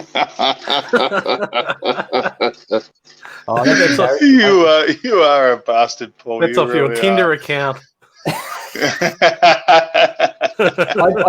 I said men under 40, you idiots. What are you doing on there? Don't worry. That's an old photo. That's about 5 years old, that one. Do you want to go back, Pete? Do you want to go back to the band days for an embarrassing photo? No, I kept my clothes on back in those days. Well, do you want to explain what this photo is? I was recreating the dog with the tucker box, as you can see behind me, behind Pricey's head, our security guy. And I was recreating the dog with the tucker box, and then suddenly I felt a presence behind me, and it was Simo was approaching me with his double bass drums, and I think you had your Telecaster between it as well, somewhere along the way. Oh, look, it's after 9 o'clock. The show's really plummeting into obscurity and depravity at the moment, isn't it? Oh, well, I'll be talking to Anyway, let's get back to talking about. Let's get back to talking a little bit about Pete the chef. Pete, there was a time. Can we just say there was a time that we didn't see each other for? There was a long time, many years, I think. Yeah. We didn't know it. Well, we knew each other. Like we've known each other for so long, but we didn't see each other. And you went sort of your way, and I went my way, and I met my partner, the lovely, beautiful Nolene, and been shacked up with her for a long time. And we were down in Brighton, in Middle Brighton, and Nolene worked in a school uniform shop right next to the railway line there, next to the station. And we decided to do a bit of shopping, and sure enough, there's this guy doing a bit of spruiking on the street. I'm walking along, and I look up, and I go, oh, yeah, that's damage and stuff. And it's stop in my tracks and go, that's damage and stuff. So we went and did shopping, and on the way back, I walked up to you, and I go, g'day, Pete, how you going? And you looked up at me and go, yeah, g'day, mate. How's it going? You didn't even recognise me that time. I said, Pete, and I looked in. I went in close and went, Pete, it's me, Waste. And you went, oh, Jesus, is that really you, Waste? And stuff. Yeah, I didn't see each other for a long time. I have vague memories. Because that's when we just didn't see each other for a long time, and you were in an accident or something, and our lives changed and our paths didn't cross. But ever since after that, we've managed to keep in touch. And well, I'd moved to Sydney. Yeah, I'd moved to Sydney. I was up there for a few years, and then I came back here for a couple of years, and I moved up to Albury for a couple of years as well, and then came back. So I was away for I suppose 10 years altogether, with between Sydney, Albury, and sort of cruising around in Melbourne. So and then we caught up, and I think I do remember going down to see your rock and wrestling at the Greyhound Hotel. That was about 15 years ago. Wow. Maybe, yeah. I'm not good on dates or anything. Yeah. Yeah, I think that's probably when we first started seeing each other then regularly. Yeah. Yep. Yeah. Me and Kohn Yakovides, the wrestler. Remember Kohn, who used to be the security guy at the Prince of Wales? Yeah. Yeah, he ran those nights. Him and Daniel Dusty Beaumont, who was on last week. They were the bookers. I helped out. I was the overseer of the operation. Weren't you the commissioner down there? And what conference was that? What wrestling conference was that? Was it the NWA? Rock and roll. No, it was just called Rock and Roll Wrestling.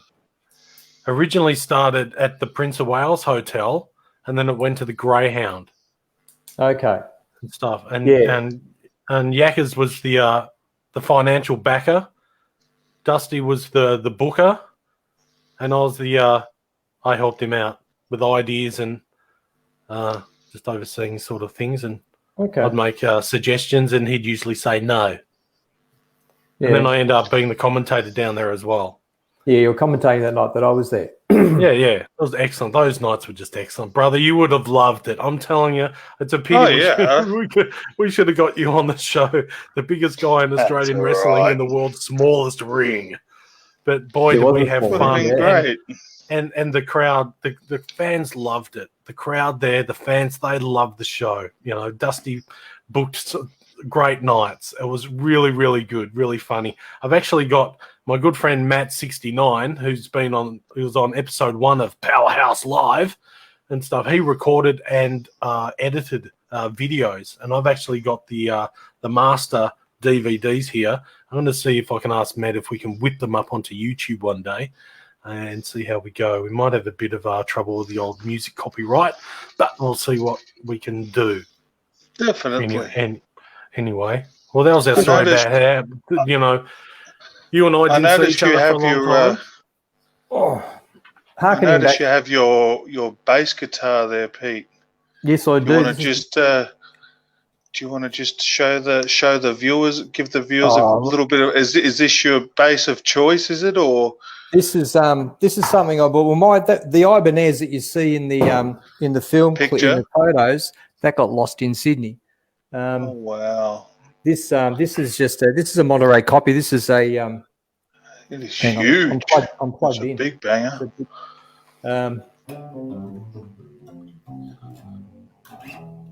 Oh wow! Can you hear that? Yeah. A little bit. Yeah. So that's hang on. Try like this.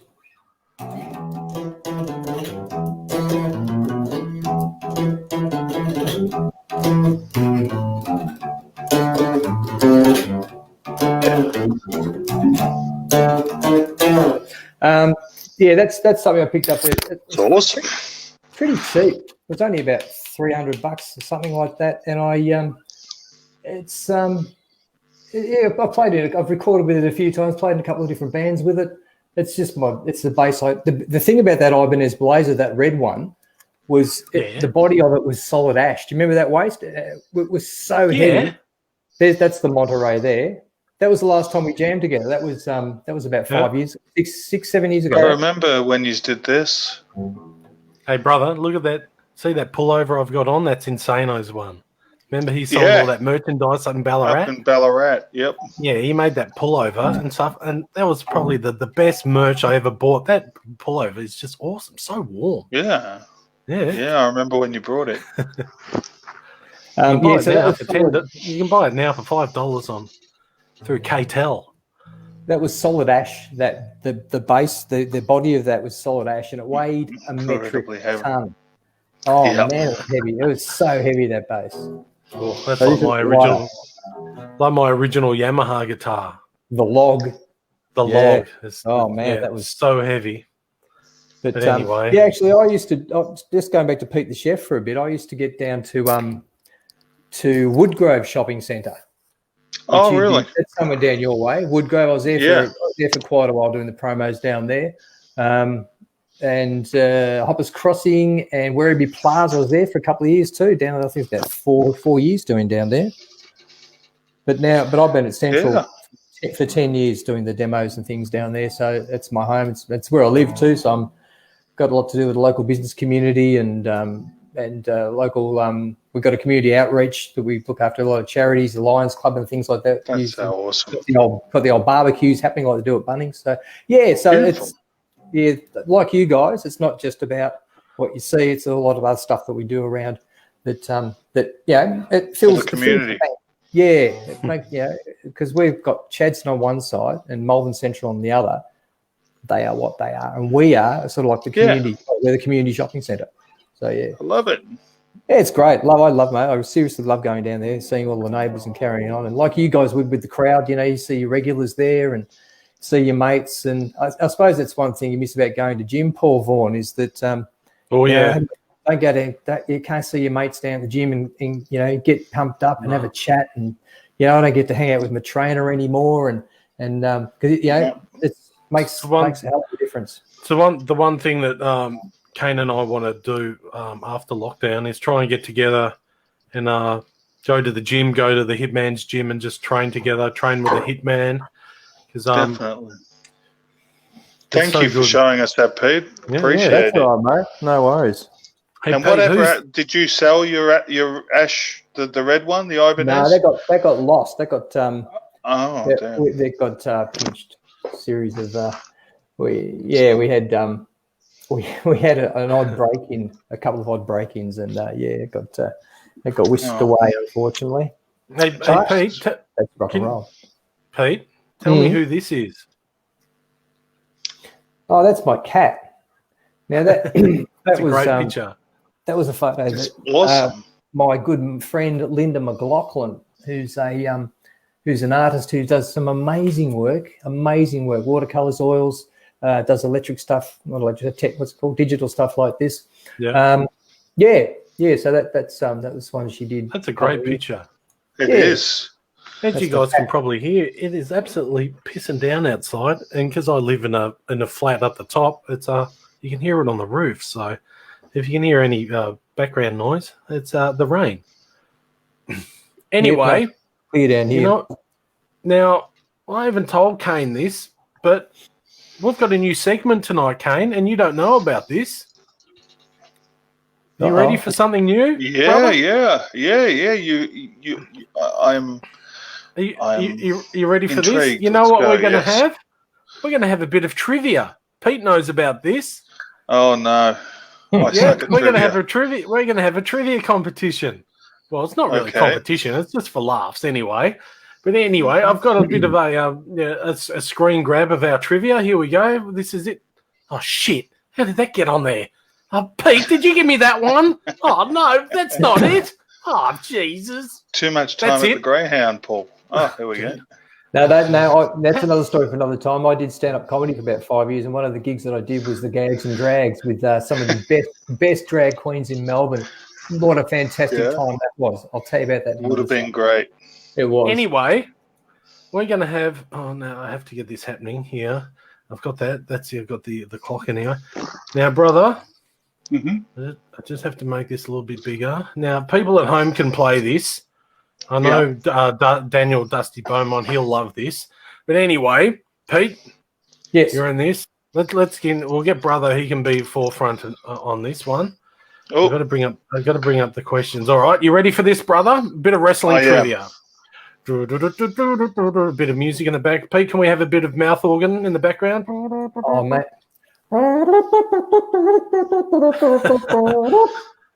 All right, here. going up the country. Got to get away. All right, trivia question number 1. Are you guys ready? Right.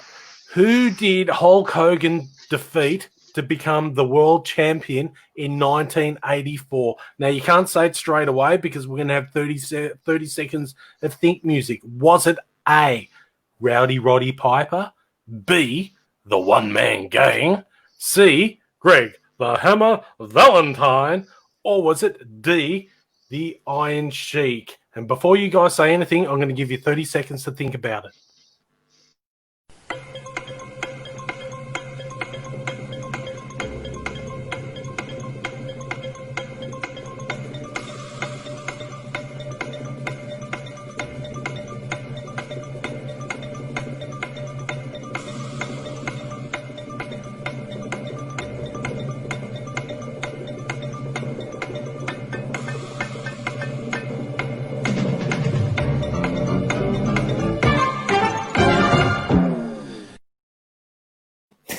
All right, how's that? You got 30 seconds you can think about it.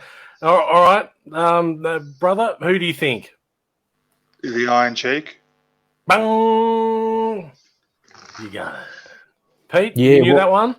Iron Sheik, yep. 1984, of course, the tensions with America and Iraq were, Iran, sorry, were at a flashpoint. Peak. And the perfect heel, of course, for the time was the Iron Sheik. And, of course, there's a tag team with Nikolai Volkov.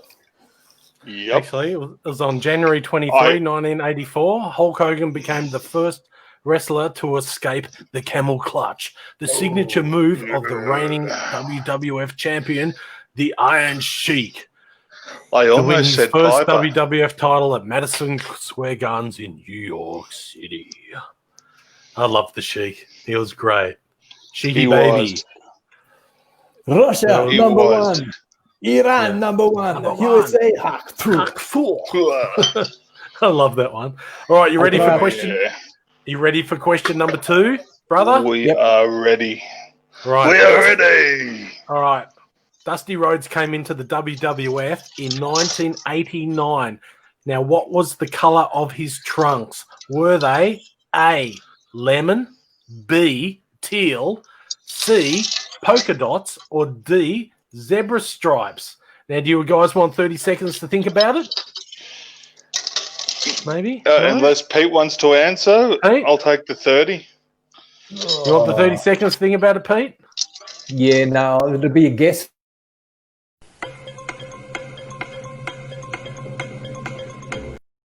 Nah, don't worry. Baby. Fuck that clock. Lemonade. That goes for too long. All right. Google's not that Who's far. got the answer? Pete, what do you Oh, think? no, teal. Teal? Meh, wrong. Brother? Lemon? Wrong. Damn it. It was polka dots. Really? Yeah, black and yellow polka dots. Okay, for an There you go. extra point, and we're not counting points, by the way. What was the name so of much. Dusty Rhodes' manager? She was a black lady. Oh, gosh.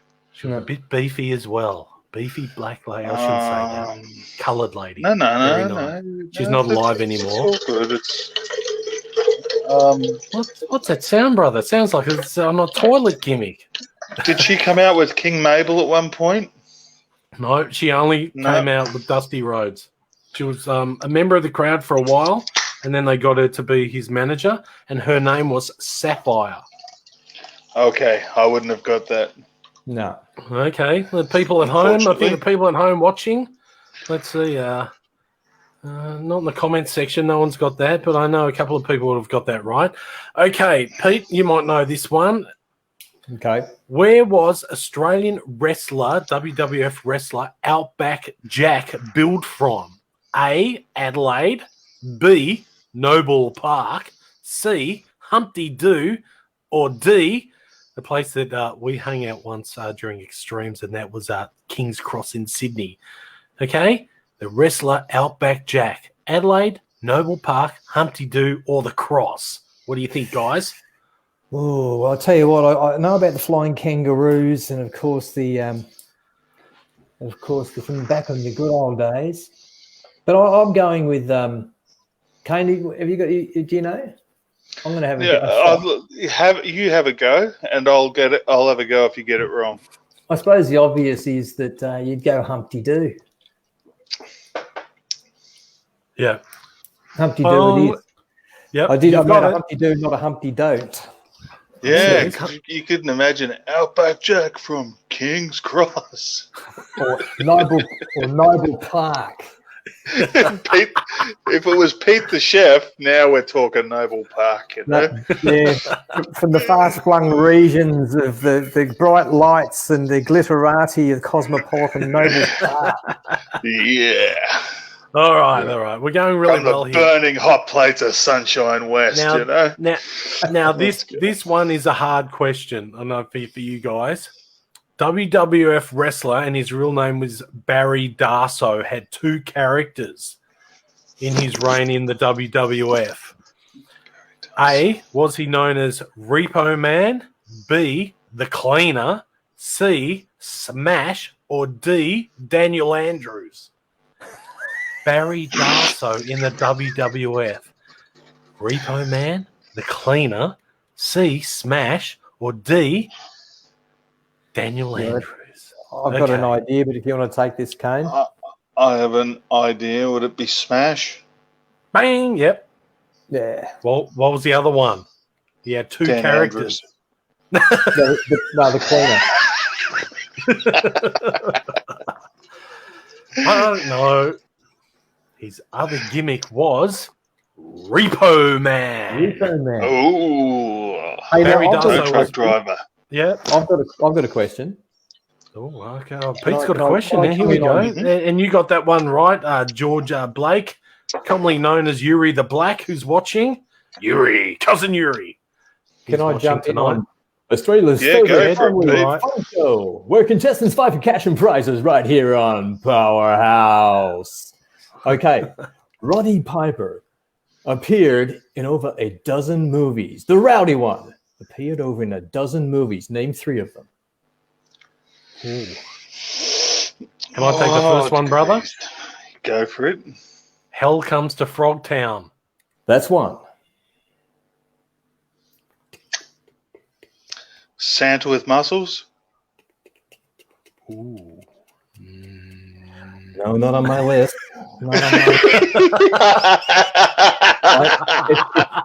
It's on the other one. I just made that shit up list. That's on. No, you're right. Go for it. I didn't mean to throw you. I can tell the other one. Go for it, Paul. That'd be John Carpenter's They Live. Yep, one more to go. It wasn't on Tammy Lynn Stitch's porno film, was it? No.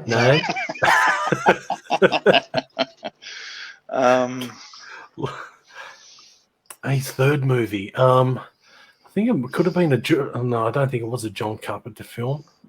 Oh, I can't tell you. You're going to have to tell us that one, Pete. I don't know that one. Oh, it could have been anything, but Slam Down. Slam Down was another one. He made over a dozen films. I wasn't aware that he was in so many films. And many of them, he was the lead role.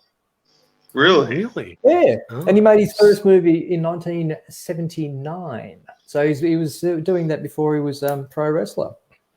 Oh, okay. Before he was in the Explains his WWF, anyway. ability to speak. Okay. Yeah.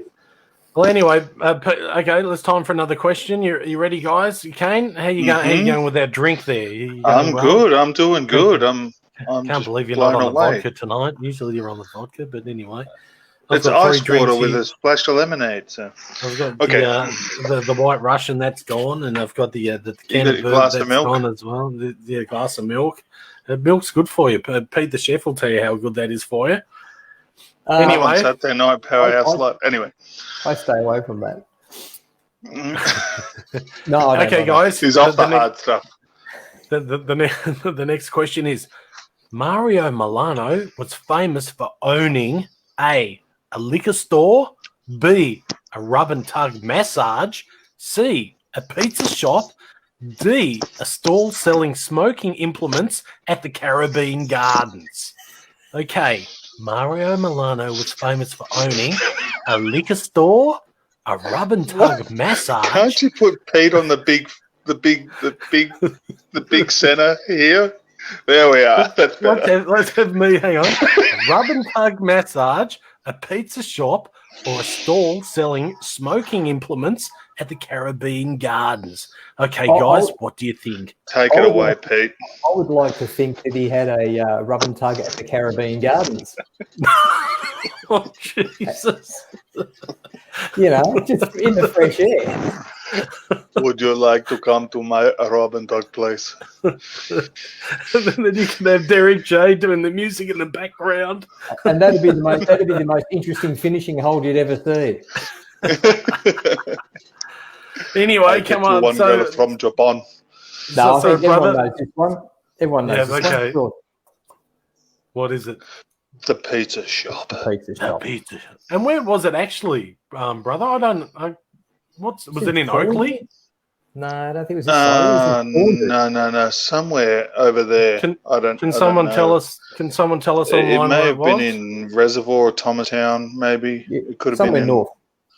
Yeah. Okay. Yeah. That's a good one. We've only got we got 2 people in the chat said pizza shop, which was really good. Okay, for an extra point, what was Mario Milano's finishing move? I know, but we'll let Petey hear. I'm just trying to think. It wasn't. For some reason, I got the double drop kick. Double drop kick? No. Was it the? Wasn't a sleeper? No. No. You ready? No. You ready for this one? Want me to tell you?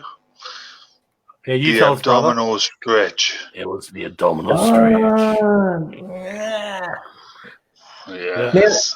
Now, that's something I wanted to ask you too. The figure 4 leg lock. Now, does that still get around? There's still people use that as their. No. It's still. I think Jake Navarro may. I think. I can't remember. It's Charlotte, still around. Ric Flair's daughter, Charlotte Flair, uses it, the figure 4, but she goes into a bridge position as well. So she locks in the figure 4, and then she'll bridge at the same time to put on added pressure. And the Boston Crab, which I think was sort of like a variation. Well, the camel clutch was a variation of that, wasn't it? Remember the Boston Crab? Yeah. Like the. It's a bit like. I think so. Yeah. Have to ask Dusty that one. Anyway, still around, The next question is, well, last week we had our good friend referee Daniel Beaumont on the show.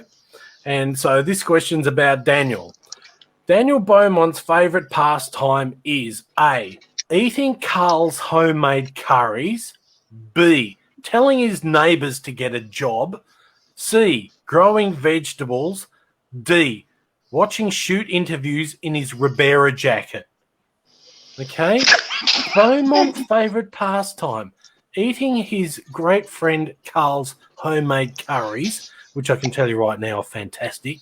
And Pete, you should get a recipe for them off Carl.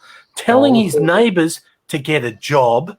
C, growing vegetables. Or D, watching shoot interviews in his Ribera jacket. Which do you think's right? What do you think, Pete? Look, I would go the neighbours and the job. What do you think, brother? I'll take all of the above. Bang, brother, you've got it. It's all of the above because he loves his good friend Carl. He loves giving his neighbours an earful of getting a job. C, he grows some of the best vegetables in Kilsyth. And D, he loves watching shoot interviews, wearing his Ribera jacket and his Zubaz pants. Sometimes, not all at the same time. But that's our good friend Dusty. And there was a fantastic interview last week. If you haven't watched it, people, it's on Kane Morrisov's YouTube page, which I've got the banner for right here. And it should be still on your page too. Yes, it should be. All Powerhouse videos can be seen on the YouTube search. Anyway, guys, that's it for this week's trivia. I hope you've enjoyed it. That's a great little segment we have here. We might bring it back next week, or Kane's going to tell me during the week on the phone that we're going to lynch it. Lynch that spot. We're not doing that again. I thought it was a good spot. Something different. I'll look forward to watching that next week. With bated breath. Anyway, thank you for coming on, Pete. Anyway, Thanks for having us, guys. Well, we're dead on the 2-hour mark, so that's all right. Yeah, Pete, thanks for coming on, and we really appreciate it. No worries. Anyone who's watching, listening from here or overseas, thank you very much. We really appreciate it. Big shout out to Kenny the Star Maker Boland for giving us a shout out on his streaming live shows on Facebook and YouTube and everything. He has a lot of people watching, and we've had quite a few people subscribe to the War Machine's Facebook, YouTube page. We love you, big Kenny Boland. Yeah, we love you, so brother. we're going to try and get Kenny Thank on you. the show, but the only problem is that the time difference, because when we start the show at 8:30 on Saturday night, it's 4 a.m. in Louisville, Kentucky. But we'll try to get him on the show. So, we'll see how that goes.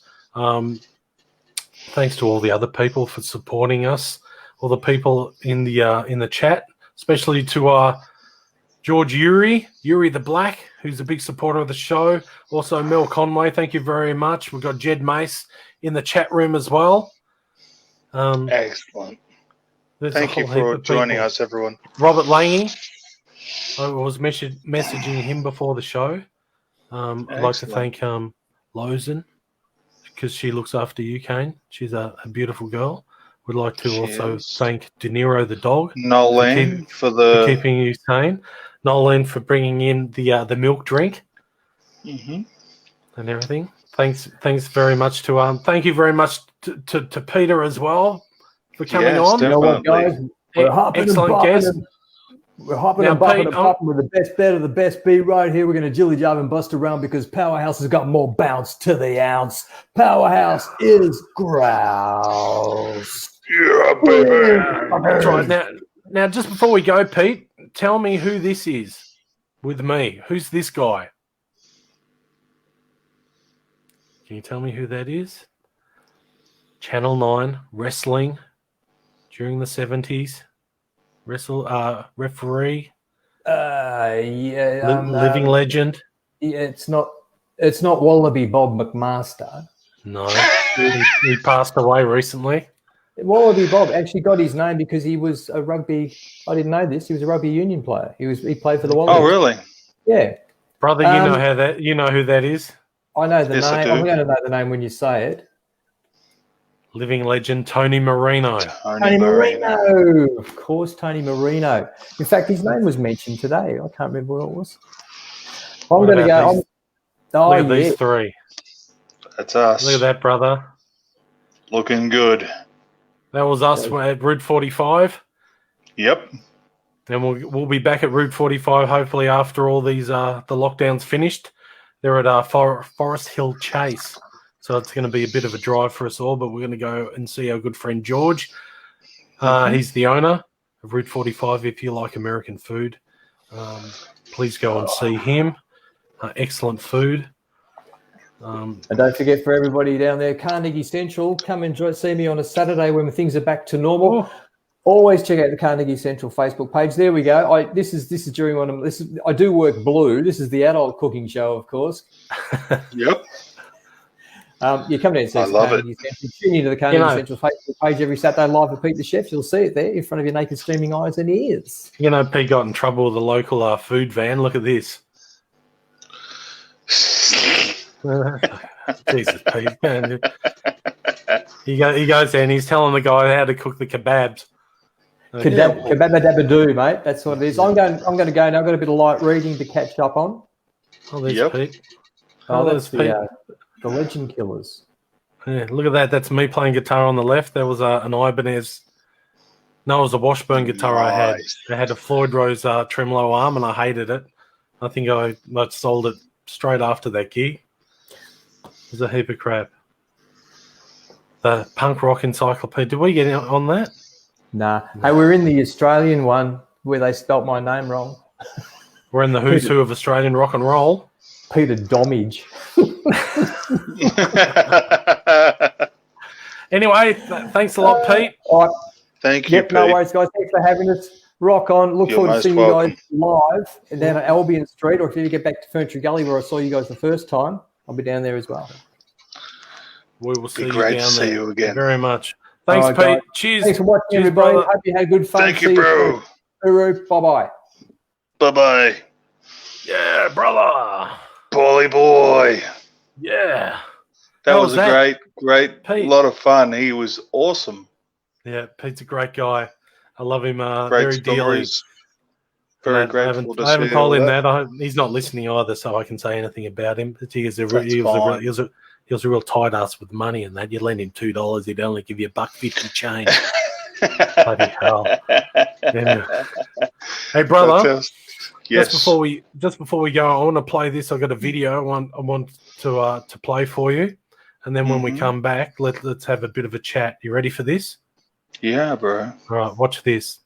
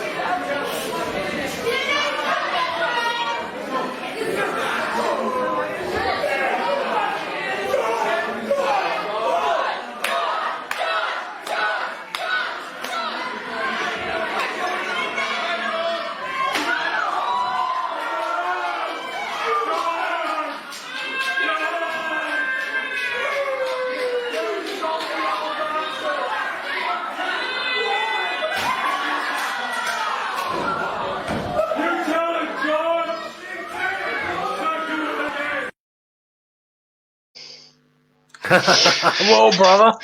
Wow. How was that? Holy night? shit. That was big. That was a big night, eh? I That mean, was a very just big that night. train wreck of a spear from Crackerjack. Wow. How did you feel after that? Like, it knocked the wind straight out of me. I was like, just he hit you right in that perfect spot. He's been practicing like working on perfecting that for it's deadly. And I was down on the ground, and if it wasn't for you, yeah, we would have been in big trouble. And then Big Georgie, he comes out. Yep. Look at that. Turns the I wasn't tide of the whole expecting night. that. No.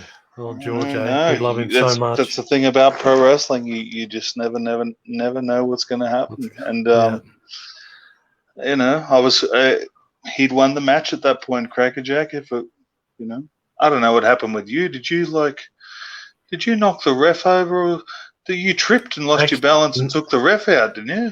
No, he was counting 3, and I went in and broke the count at 2 and a bit.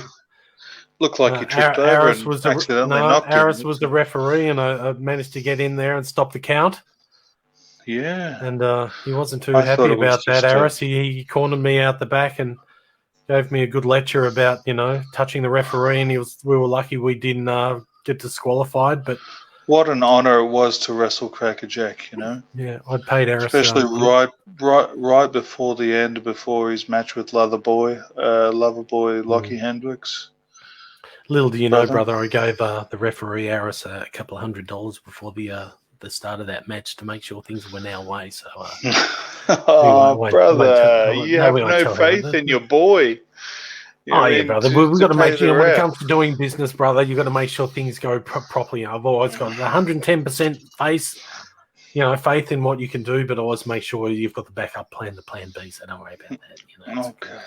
If I believe that, I'll believe anything. All right.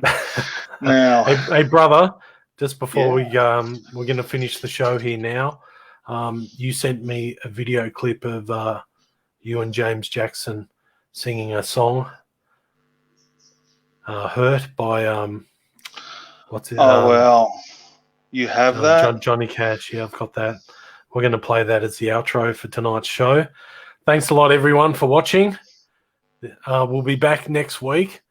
As I said before, we have to lock in the special guest for next week. But if not, we'll definitely be here, and we'll be having a lot of fun. So thank you very much to everyone. Thank you very much to just when you Pete the Chef. Yeah, Pete the Chef. Just before you play that, brother, I cherish this video. You know, sometimes I get emotional when I watch it. So I hope you guys all enjoy it. James the Beast Jackson, brother to Paul and I, and we love him dearly. Australian wrestling. Yeah, thank you. He looks over us all the time. Thanks a lot, everyone. Have a great night, and we'll see you next week on Powerhouse. Powerhouse Live. Stay ready. Stay ready. Howdy, folks. I'm Kane Morrison. It's my good buddy, Dr. Six String. This is probably one of the most powerful covers that Johnny Cash ever did. We hope you all like it as well.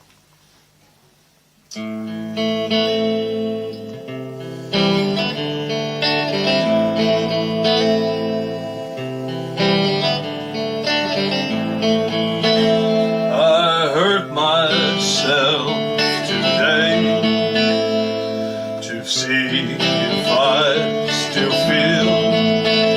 I focus on the pain, the only thing that's real.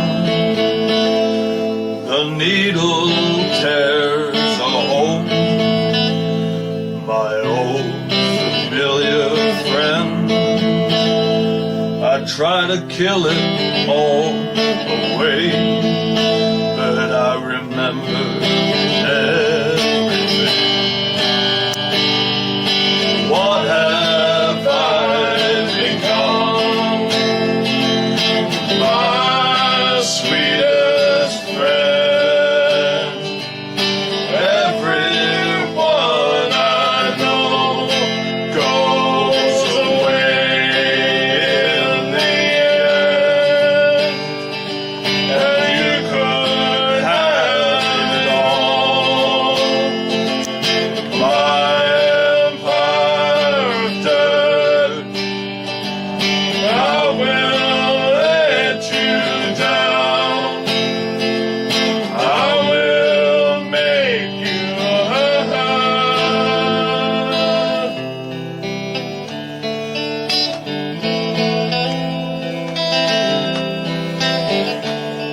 I wear